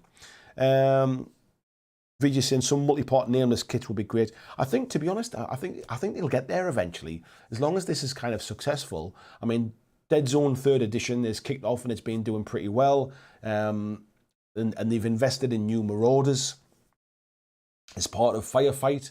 So Marauders are getting their plastic kits, which they didn't have before. So I think it's starting to kind of come. We know there's some more. We know there's some more Plague stuff coming as well, because we've already seen those models. So I think it just takes time. Plastic kits are expensive to tool. So if people are buying their stuff, then they'll tool more stuff. That's just how it works, really. Vincent says, I have the Dead Zone Enforcer starters and the Enforcers in the Firefight starter. Should be enough for a good starter army. Absolutely, mate, should be. Enforcers are a bit more elite as well, so you don't need a lot of models. So if you've got a good little kind of sort of few options of bits and pieces, I think you'd be good to go, mate. Mark saying, massive hammer or massive drill on your Juggernaut. I've gone with a hammer, mate. I've gone with a hammer and the mining laser, which is like the upgrade version, basically. Paul saying, I would also say you don't actually need anything in hard plastic. All you need is quantity. No, and that's exactly it. But what Mantic have said is that if people are going to buy stuff in bulk, it makes sense to make it in plastic, because it takes a long time to make stuff like in resin or whatever, and it's hard to keep up. So if you've got a core line that you're going to sell lots of, there's absolutely no point not doing them in plastic. It's just expensive for that first hurdle. And it's not my company. I didn't make the decision. They've made the decision that basically that they want core troops in plastic. So when they get those core troops in plastic, those factions will they'll be kind of sort of fleshed out and become part of the world. Yeah, Chorus is saying driller to go with the main theme. I think the drill is basically the kind of like the core sort of build for the model, if you like. I think I just went for the upgraded version, and I think I went for the upgraded version because if I remember right, the mining laser has like I think it has like AP5 or something like that. And I thought I'm going to need some. I want some armor penetration in the force. VJ saying, yeah, Mantic's on a good streak at the moment. Great to see them having some success, and I'm sure it's all just a matter of time in sales numbers. Yeah, I mean, it just needs to make financial sense, doesn't it? It was one of the things Ronnie had said when I interviewed him a while ago, was that with hindsight, he wished that they'd gone down the route of making plastic ships for Armada, because I don't think they really thought it was going to be as successful as it was. And that actually, at a time when things were a bit tight with lockdown and stuff like that, it kind of caught them off guard just how many resin ships they had to actually get out there and make, and it's selling really well. And I think he's kind of, with hindsight, they might have made those ships in plastic. And I think what they don't want to do is they don't want to make the same mistake with things like with Firefight. It makes sense for certain kinds of models, for Dead Zone and stuff, where people are not going to buy multiples of them. But when it comes to kind of army scale games, same thing for Kings of War as well. Things like the Halflings have just had new plastics. The Rift-Forged Orcs have just had new plastics. It's those kind of core troops, the stuff that you'll have lots of. Those are what they put through there.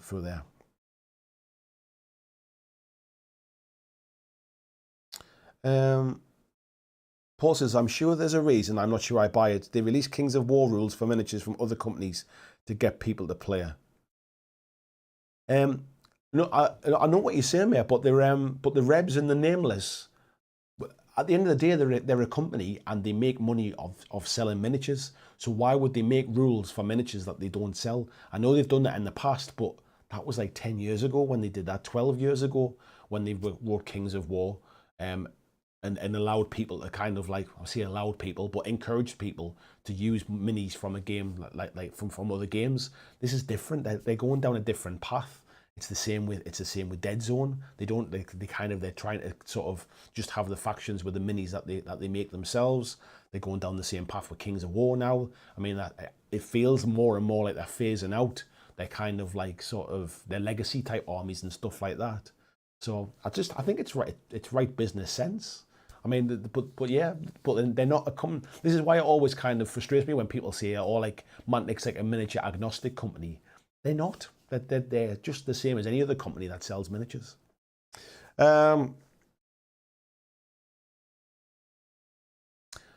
saying, yeah, Kings of War 2nd Edition had rules for GW factions and historical miniatures. That's not 12 years ago. Yeah, but it's 3rd edition now, mate. I'm talking about way back when they only had dwarfs, undead, and elves. That's all they had. That's what I'm talking about when it first came out. So expensive to just get the basics. Yeah, it definitely will be when it starts coming to resins and stuff, mate.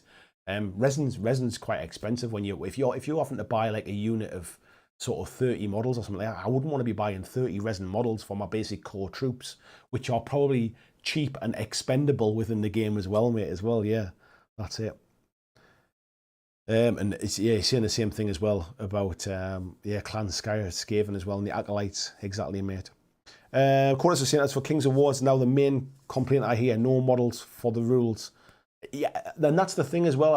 I think it's quite frustrating if you're a new player to come into a game and you're buying like a model range, like it's, oh, I'm gonna buy this model and I'm gonna buy that model, and then I want this one, but I want this unit, but there's no models for it. For me personally, I think I don't like that. I would stay away from that particular faction if I couldn't buy the range of models. I know that's just me and it's not the same for everybody, but I like to just have the range. I know some people like to shop around and buy a model here and buy a model there. And you still can. You can do that for any army you want, really, if that's how you want to do it. Me personally, I don't like to do it that way.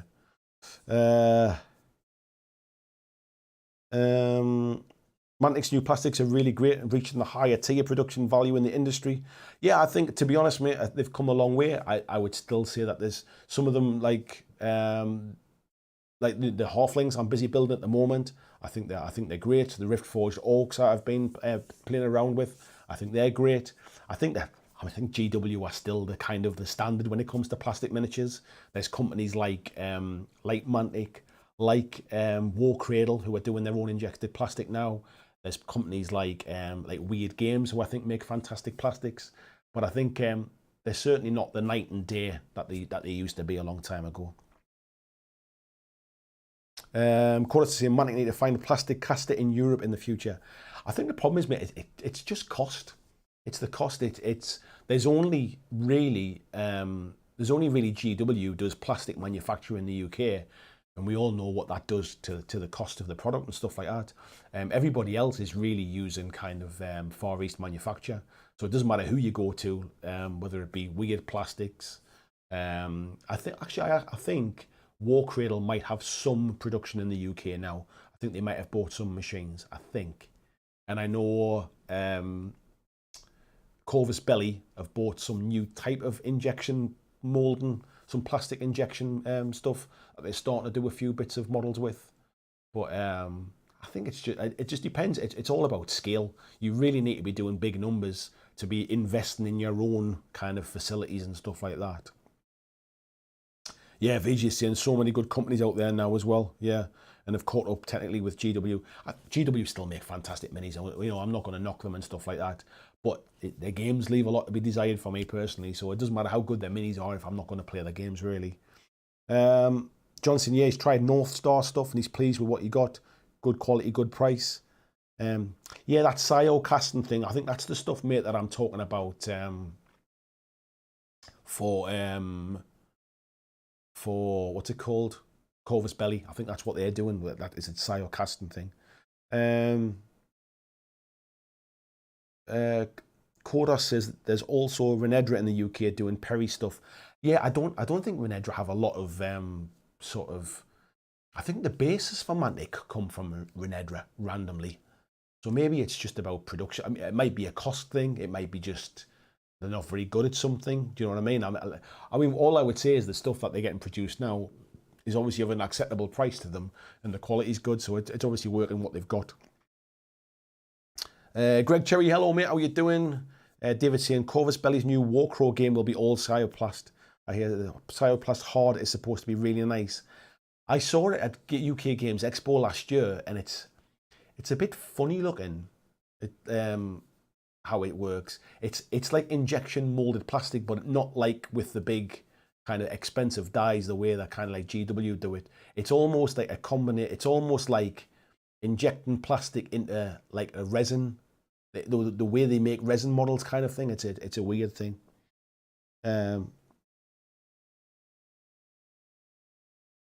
Yeah, and Blizzard saying the old Mantic skellies used to be pressed right Renedra. Yeah, they did make all Renedra stuff. Sorry, all of Mantic's old stuff used to be Renedra back in the day, mate. Yeah, VG's I can live without Perry Sculpt, not my jam. I think like Chris Blinds. I don't think I've ever seen any, mate. To be honest, I've never really been into historical stuff, which is generally what all the Perry stuff is. So I've not really bothered with it. Robert's saying there, same problem. Amazing looks minis. However, I want great games also. That's why I've got into Mantic. Plus, looking at Infinity and Marvel. Yeah, there's a lot of good companies out there producing good games and having nice miniatures. If you're a painter, then by all means buy the miniatures you like, and or if you're somebody that just doesn't mind pulling from column A and pulling from column B, just buy the minis you want and put them in whatever game you want. But I quite like supporting the company that makes the game. If they make miniatures, I like to buy the miniatures for that game, and I like that kind of. I like having that setting, if you like, and I like to be able to buy from like a particular range that comes with a game. That's just me. Ian saying, yeah, it's closer to spin casting, but pressure instead of centrifugal force. Yeah, exactly, mate. It's almost what you do on a. If you were producing, like if you're not producing as many as say GW, if you're producing on a smaller scale. This feels like it's kind of like the next step, if you like, but it's essentially it looks like if you know what you're doing with spin casting like resin or metal, you're kind of halfway there with this kind of thing, I think. Greg saying Twisted Miniatures showed their new plastics and you could literally bend it all the way over at the ankle. Interesting, mate. Peter says if you have seen the old Bretonian range from Warhammer, you've seen Perry stuff. I haven't, mate. I haven't seen the old Bretonian range. I mean, I've seen it in pictures, like photographs online, but I've never actually physically seen a model in the flesh, if you like.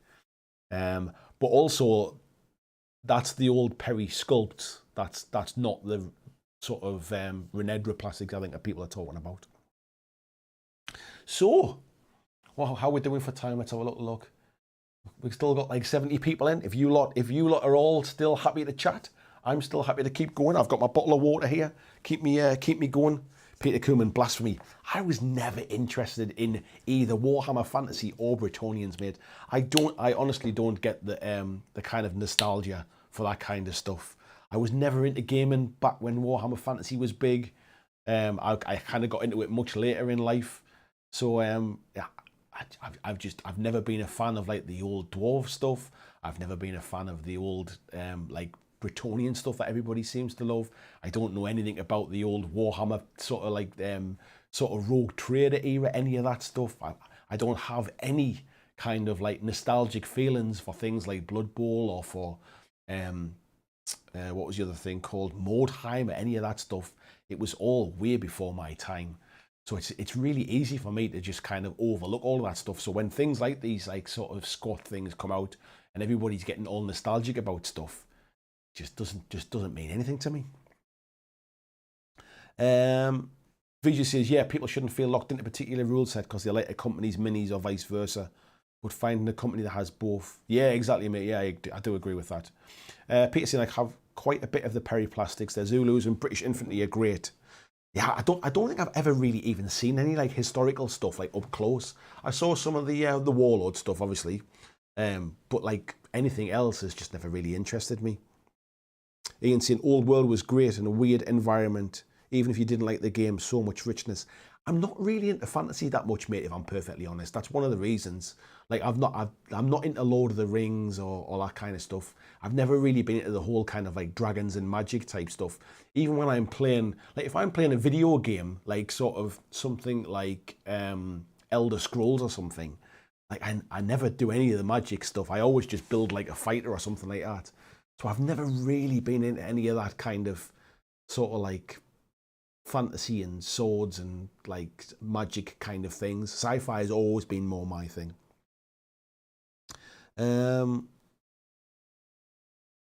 Best Bretonian model was the old metal Green Knight.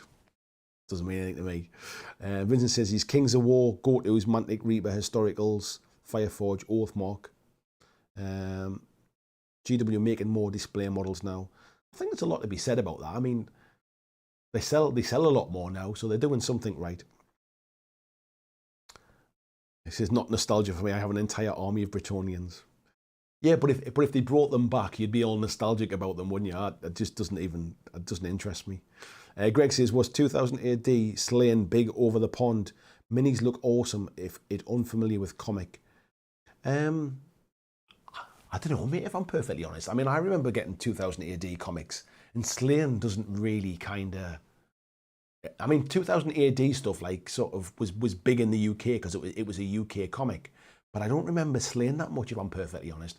I remember, like, sort of Rogue Trooper, and I remember, obviously, Judge Dredd. But I don't really remember Slaying, if I'm honest. Vijay says he's got nostalgia for Rogue Trader. But I can acknowledge the technical superiority of the minis these days. Yeah, I never played any of that stuff back then, mate. I didn't play miniatures games, so like none of that stuff ever like sort of makes me kind of like think of it. The Perrys are interesting fellas, amazing sculptors and painters. Only had 3 hands between the two of them. One blew his armor part down a cannon. I remember reading something about that actually, mate. The Perrys did the Lord of the Rings minis, didn't they? If I seem to remember right. Peter saying if they brought them back, probably wouldn't buy them after have another look in comparison to models. I think when the old world stuff comes back, we'll see what happens, because people will either be dead nostalgic for the old stuff, and then if they don't get that, they'll be up in arms. Like, look what's happening at the minute with these squats for 40k. People are up in arms that it's like, yes, they're coming back. Oh, I don't like the models, like, and kind of going over. Like, there's been one model so far. Just you need more information before you kind of have an opinion on stuff, really. Where are we up to here? John saying, I love single piece castings. Something about working with what you get I find attractive. I actually don't mind kind of like single sort of piece stuff. I don't mind that either, as long as the quality is good. Jeremy says, do you think GW revealing the squats as their new faction was a tactic at a counter firefight? I don't think so, mate. There's been rumours about squats have been coming back for quite some time now. There was like a leaked list, I think, of different stuff that GW were releasing. And so far, it's been bang on, and squats was on that list. So I think it's been in their plan for a while, to be honest. And to be honest, Forge Fathers have been around for about 10 years when the first Warpath launched. So I don't think it's anything, like, there's no coincidence, there's no kind of correlation between the two, mate, I don't think. Yeah, Lord of the Rings was mostly the Perrys. V just saying no satisfying 40k fanboys. Yeah, I was away at the weekend, like I say, and I was kind of just looking on the train. I didn't have the best of signals. The Wi-Fi was a bit garbage. So I was just kind of like strolling through Twitter and Facebook and stuff and having a look. And it was unbelievable how much kind of like salt there was. Discourse Miniatures, I don't know whether anybody's seen her channel. She posted a video about how she doesn't really like them, which is absolutely fine. Everybody's entitled to their opinion. I don't particularly like them myself either, but I didn't make a video about it. And the amount of grief that she was getting for having an opinion that she didn't like them was like, my God, I cannot believe like people get so up in arms about this kind of stuff. Yeah, Greg says squats isn't PC anymore. Yeah, they've kind of changed them now, haven't they? They're almost like kind of Viking-esque in their kind of background, and I think now. Jess says nostalgia isn't as good as it used to be. Rose-tinted glasses have got a lot to answer for, mate. Absolutely. BG said, I doubt either GW or Mantic let the other affect release schedules. I don't think they can, mate. I don't think they can afford, because what happens is that this kind of stuff is planned so far in advance. GW don't really announce their stuff too far out. And Mantic basically don't release on the rate that GW do, and their releases will be tied in with getting stuff shipped from China and all that kind of stuff, and getting things printed. So like if you've heard the interview that I did with Matt, or the interview I did with Ronnie, when they talked about the timelines of like getting stuff to launch, basically, like from concept through to like the shelf, I don't think you would like. I don't think you even concern yourself with what anybody else is releasing. And I think it's a pure coincidence when, like, if two companies both released kind of like dwarf models at the same time, it would be a complete coincidence, really. So, yeah. Sunlit Psych says, "How you VG? How's things, mate?" Nice to see you, Sunlit Psych. How are you doing? Paul saying, Discourse's video wasn't she didn't like them. She sounded like she was complaining for the sake of complaining. But that's her thing, mate. That's what she does. She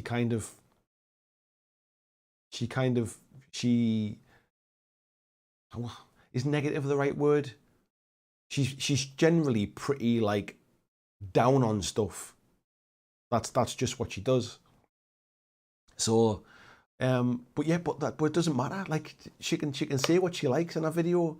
Like, it's just the fact that people get dead salty about it. I find this strange.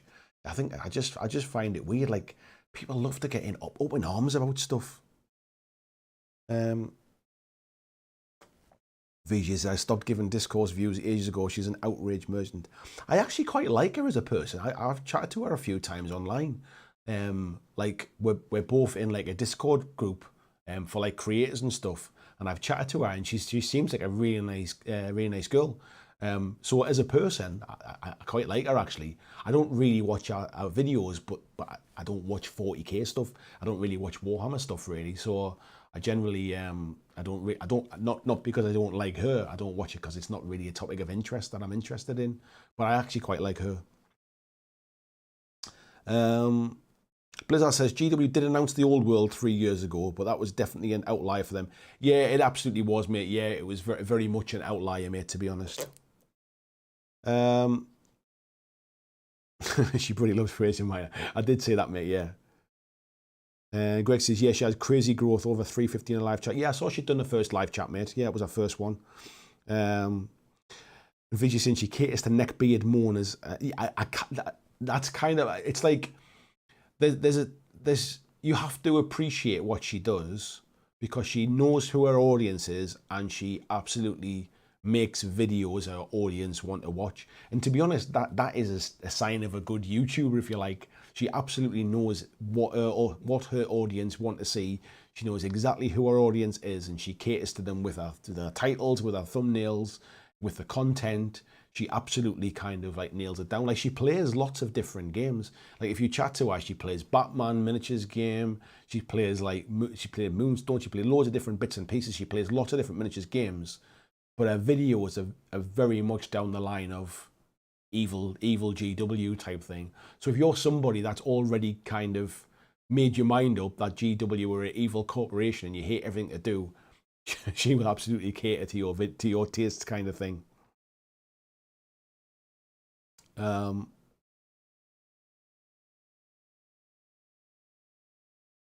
Yeah, tries to be the anti-fanboy where others make videos and how they like everything.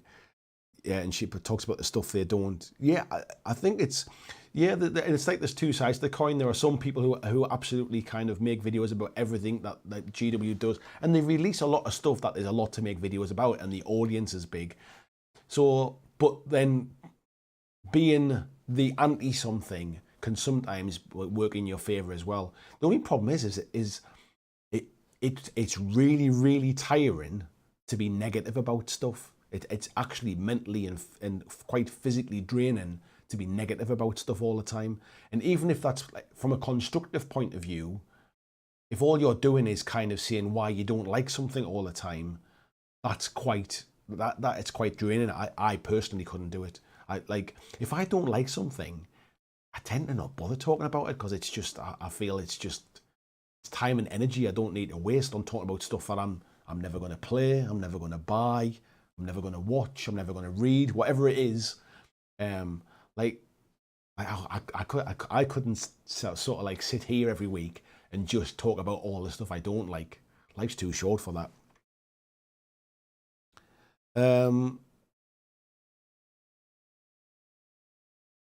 Yeah, VJ is saying she feeds the algorithm, creates perfect content. Absolutely agree. And from that respect, and I respect her for that. And I like her as a person.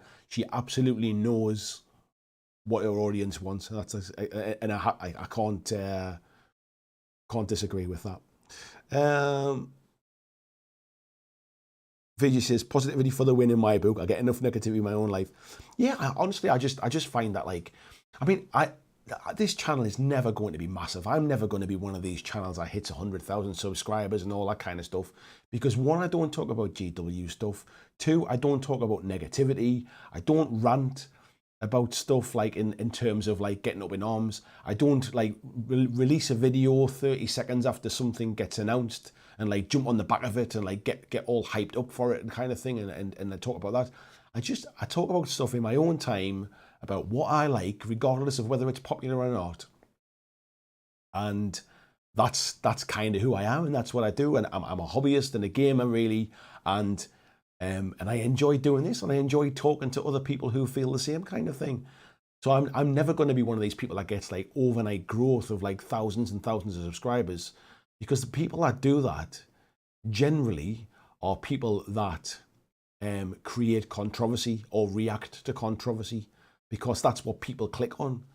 Like, I know what it's like. They had that whole Will Smith slap thing at the Oscars a couple of weeks ago, and it's all over Facebook and stuff. And as soon as you click on one story just to read because you've been pulled in with a clickbait title, it starts feeding you more of that. And the same thing happens on YouTube. If you click that one video where somebody's got that clickbait title or something like that, it will start feeding you more of their stuff. And if more of their stuff has got those clickbait titles, and clickbait can be good, by the way. Like, I mean, it's not all like negative. It will send you on that path, and those are the people that basically that will climb up through the ranks, because that's the way the world works. Negativity and sort of friction and anger and conflict is what drives that whole platform.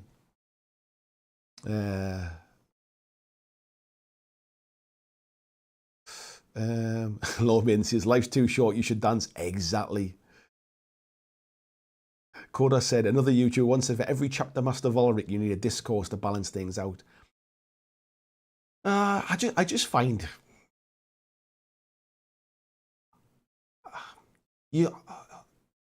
The thing is, if somebody is being positive for being positive sake, like if they're saying nice things when they don't mean it, then that's different to somebody just talking about all the stuff that they like. Like I don't watch Chapter Master Valric stuff either because it's 40k and I'm not interested in it. So I cannot really tell you like whether he's kind of sort of positive for positive sake or positive for plastic, as people like to say, kind of thing. Or whether he genuinely just talks about the stuff he loves, I've got no idea. And course, saying being forced to be positive about stuff you don't like can be a problem as well. I absolutely agree, mate. But then I would never be positive about something. What I'm saying is I wouldn't talk about the stuff that I'm not positive about. That's the whole point. Yeah. Says, unless you're a millionaire, is anyone really a fan of predatory capitalism? I would never be a fan of a company. Like you can be a fan of a product without having to be a fan of the person that makes it. Like I can appreciate some beautiful works of art. I can appreciate some amazing books and novels. I can appreciate some amazing films, but I don't have to like love the director, or I don't have to love the like the author of something, or I don't have to love the designer of something. I can appreciate the thing without having to appreciate the person that's made it, if you like. Busey says, does she do negative product reviews? She doesn't. She just does like criticism type videos, mate. She doesn't really play any games. She doesn't paint any models. Like her channel is a, what's the word, like a talking head type thing, really. She talks about just like critical things that she sees or that she might not agree with, or that she kind of that she thinks, basically. Justin, it's kind of good there's so much choice in gaming channels. I think it's like anything, mate. I mean, generally, if you have a platform, like this is the problem. So when it comes to things like TV and Netflix and Amazon and all that kind of stuff, generally you don't get a very wide and selected choice of things, because what gets made is what is popular. So that's why Marvel movies are huge, and that's why there's been copycat stuff of Marvel movies like ever since. Those kind of unusual kind of indie type stuff doesn't get made anymore because they basically don't make their money back. I remember watching a video a while ago, and it was, I think it was Matt Damon, I think, was talking about it. And he said essentially what happens is if a film takes 100 million at the box office, the film itself has made 50 million because half of that money goes to like the cinemas and stuff, like through ticket sales and all that kind of stuff. So if you make a film for $100 million, that film needs to make $200 million at the box office to break even. And he said basically what used to happen was, in days gone by, was if it didn't like do well at the box office, it might do all right like in DVD sales or on VHS sales, for example. And so some films would be like cult classics would come through later, and they would sell DVDs like kind of by the bucketful over the next few years, and they would make a lot of money back that way. So you could take a risk on an unusual film that might not get seen at the cinema but would probably get watched on home video. But these days with streaming and stuff, is that basically the home video market has disappeared. People don't buy DVDs in any kind of big numbers anymore. So he said that basically it has to be a success at the box office. Otherwise, it just doesn't get made anymore. And what's happened is things like Marvel have basically capitalized on what big budget films look like now. So it just doesn't happen. And I think that to an extent, it's the same when it comes to kind of like sort of TV shows and things. If they don't make their money back, they don't get made. Luckily, with things like YouTube, where people are not really in it for the money, if you like, people are doing it just for the love of doing it, or for a bit of, maybe even for egotistical reasons that they want to be famous kind of thing. We do get to see a lot of different viewpoints and lots of different styles, and there's something for everyone. Just because I don't enjoy watching kind of like negative type stuff, doesn't mean somebody else does. I mean, personally, I don't know why you would want to watch negative stuff. There's a big difference between negativity and criticism, but I'm not that bothered. Like, I'm not that bothered in just seeing people being critical about stuff, really, like, and all that often. Like, life's too short for that kind of stuff. Do you know what I mean? Vijay says, sitting here talking about other streamers probably isn't going to lead to anything good. I'm not really talking about other streamers, mate, to be honest. I actually feel sorry for her for the salt and the backlash that she got, basically, to the point where she felt she had to change the title of her video and stuff. Like I say, I like the girl.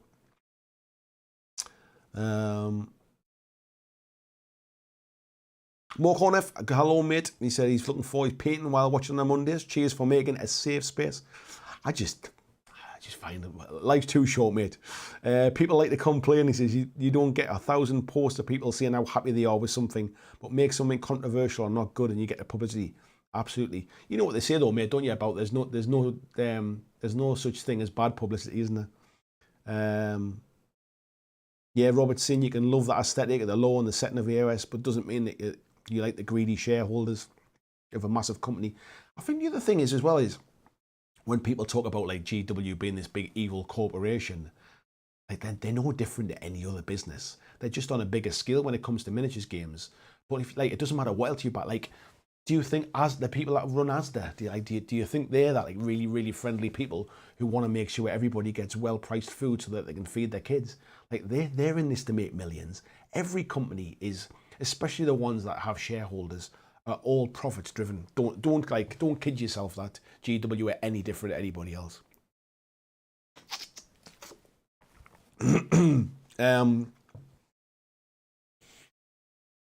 Paul saying their films have to sell toys and merch these days. I think the thing is though, mate, if you're making like an indie film, you're not going to sell any toys or merch or anything like that, are you? Like,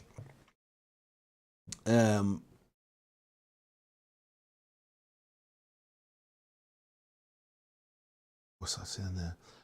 Busy saying Chinese came about with copy DVDs and streaming links and Sky TV subscriptions. I mean, I still don't really understand how Netflix kind of make all their money, really. There must be more to it somewhere, because I don't know how they kind of like plow hundreds of millions into making films and stuff like that on the scale they do. True about TV shows, lots of good shows on Netflix got canned because they didn't get big enough audience. Yeah, loads like that, mate. You got loads. Yeah, life's too short, you're saying. Who we're talking about? Seems like we're just chewing the fat, like down the pub. I think we get to that point about that kind of 11:15 mark, don't we? Where we just kind of like, we're rounding it up. I've done all the chatting and that kind of stuff. Peter said, if you drink Coca-Cola, do you think about greedy shareholders? Yeah, that's the kind of thing I mean. Like if you're using your computer, if you like, I know. I used to work in an industry where I had to deal with supermarkets, and I know how much profit they make from like suppliers. Like I know how much they absolutely nail down suppliers to make sure that they're making profits. They're not like they are some of the greediest out there kind of thing. The way they treat suppliers.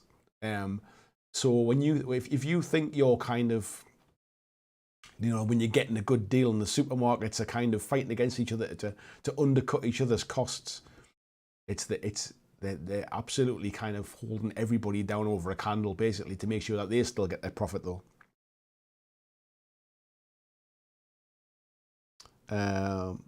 Yeah, I see what you're saying about the indie films, but the problem is what it does is it squeezes out creativity. It's the same. Excuse me. It's the same in miniature gaming and gaming world. Really is, if you want to be profitable, if you want to continue to make miniatures, for example, if you continue to make games, have to be able to sell them. Do you know what I mean? And if people are not buying them, then games just, that's why some games fold. It's one of the reasons why Guild Ball ended up folding, basically. I mean, there's a number of different reasons behind that, and we're not going into them now. But one of them was the fact that basically people just weren't buying stuff anymore. Chicken wings and bacon. Ian saying corporations can't be evil. The people running them on the culture of the hand. I think the other side of it as well is that it's not necessarily, it doesn't make them evil that they want to make money. That's just capitalism, and that's that we live in a capitalist world, basically. So it doesn't necessarily make them evil. Do you know what I mean? It just makes them profit focused, which I guess 99% of companies are. John Estel, good evening, mate. How are you doing? He said he's never got into chicken wings too much. Do you know what it is? I'm a bit fussy with any food where I have to pick it off the bone. I don't like eating like prawns where I have to shell them. I don't like eating kind of like chicken off the bone, like wings. I'd rather have chicken breast. Yeah, I'm funny with stuff like that. But yes, I'm assuming we're at bacon chop point now. James is logging off. He's enjoyed watching and painting tonight. Good night. Take care, James. Thank you very much for coming in. Vij asked the question something a little while ago there somewhere. What was it? Did he? I forget what it was now. Something about a video or something like that. I forget what it was now. Vij saying there's profit focused and ethically profitable. I prefer to support companies that are the latter. I think the problem is, mate, you don't always get to find out unless you do the digging. And in today's day and age, when everything is rocketing up in price, sometimes we don't have the luxury to be able to spend extra money on ethical companies. Sometimes you need to just buy what you can afford.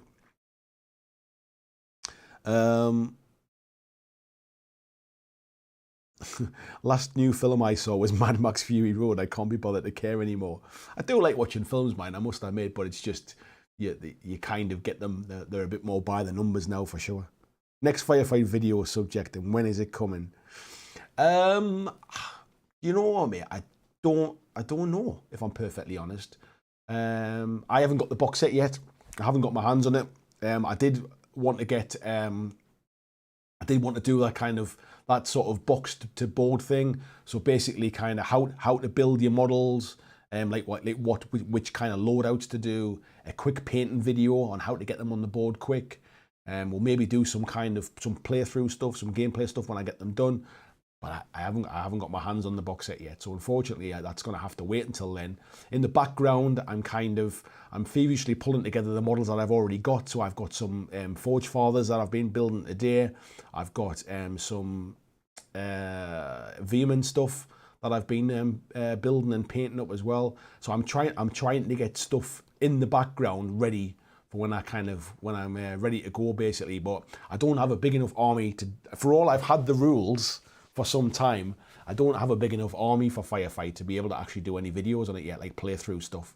So when I get to that stage, we'll definitely do some more stuff like that, because I find it is a game it's much easier to film than Dead Zone. I wanted to do Dead Zone videos in the past, but Dead Zone, because it has so much terrain, it's really awkward to film, because it plays and it looks great with loads of terrain, but then it blocks.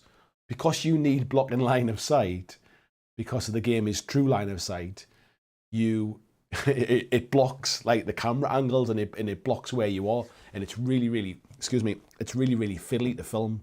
Where Firefight, you need a lot less terrain, and there's more going on the board where you can actually kind of see what's happening with movement and shooting and stuff like that. So we'll definitely get to that point, mate, in the near future, and by kind of sort of narrowing down my focus a little bit as well, which I think I've kind of been giving that a little bit of thought over the last sort of few months, about what games I'm covering. It just makes it easier. It means that when I can work on something, it'll always kind of feed back into other stuff, rather than trying to scatter myself across kind of like 10 or 20 different games, if you like I've done in the past. Yeah, ethics are expensive. You are not wrong, mate. I mean, everybody should be ethical. I mean, that's like, we all want to be ethical. The problem is it's like the whole thing about like manufacturing at home. Like I would love to like support local manufacturers, and I would love to support like local businesses, but when they cost 3 times the price of Amazon, for example, like at what cost do I support those local businesses, kind of thing. VG says they're worth it. We could if ethical was a cheaper option, like with food. It's a sad world when junk food is cheaper than fresh and healthy food. Yeah, exactly, mate, yeah. Kelly's Heroes and the Dirty Dozen. You cannot beat the old war films, can you? Ed, good night, mate. Take care. John saying, I reckon a game of Dead Zone recorded on a constantly turning table would look awesome. To be honest, mate, that's the only way I could think about doing it, was like on a spinning table. But I think you almost need to... I need to think of a way that it's enjoyable to watch, because I think it will be so stop-start while you were playing it, trying to sort of get the camera and getting it to watch and stuff. It might be irritating so that you're not enjoying the game when you're playing it, which would then come across on camera. So I need to have a think about it, mate. I need to think, because obviously I've got multiple camera angles to try and pick it up. I wonder whether there's a good way to do it. I've not seen a Dead Zone battle report that I've thought, oh, I like that.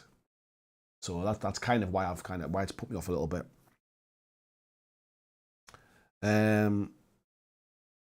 Peterson, he's just watched Red Notice. I've not seen that yet, mate. Is that the one with The Rock and what's he called?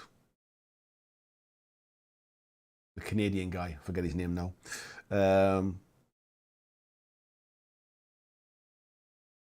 Horse ethics are also subjective. They're different to different people, if you like. But by living by your own ethical or your own moral code, I suppose. Christian saying, could you use a Lazy Susan for filming Dead Zone?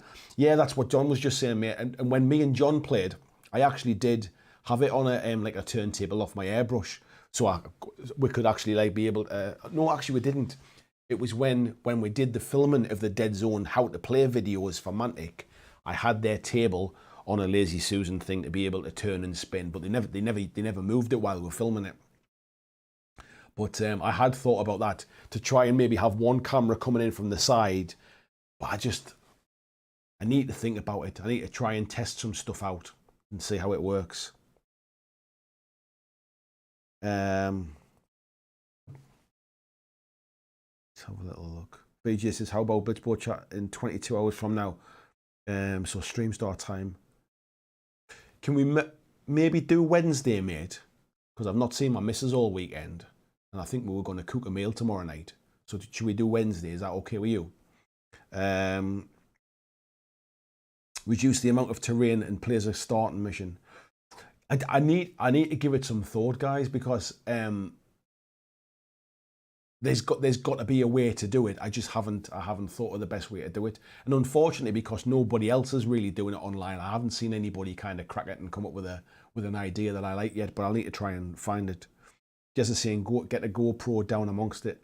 You could do, but I'm not a huge fan of that kind of roving reporter, kind of like moving cam. It makes me feel a bit sick when I'm watching. You know, when people are like doing sort of battle reports and they're moving the camera all over the place, it makes me feel a bit sick when I'm watching it.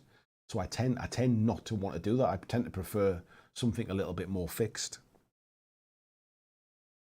A picture at the model's point of view that pops up on the screen when you're activating the show whereabouts.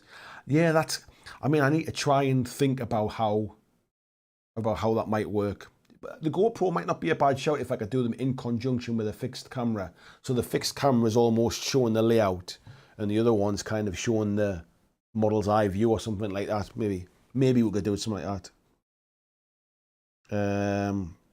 Video says, okay, Thursday in 1 FM for 40. Yeah, so we'll do. I'll message you tomorrow, mate, and we'll fine tune it to make sure we got the right time. But yeah, Thursday for you works better, mate. Thank you.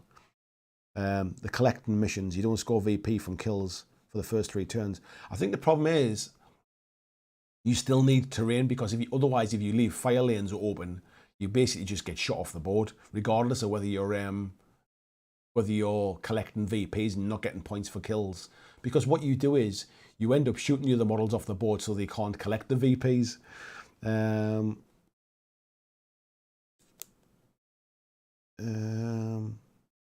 Yeah, VG says that works. Good stuff, mate. John says running commentary from certain key models would be fun.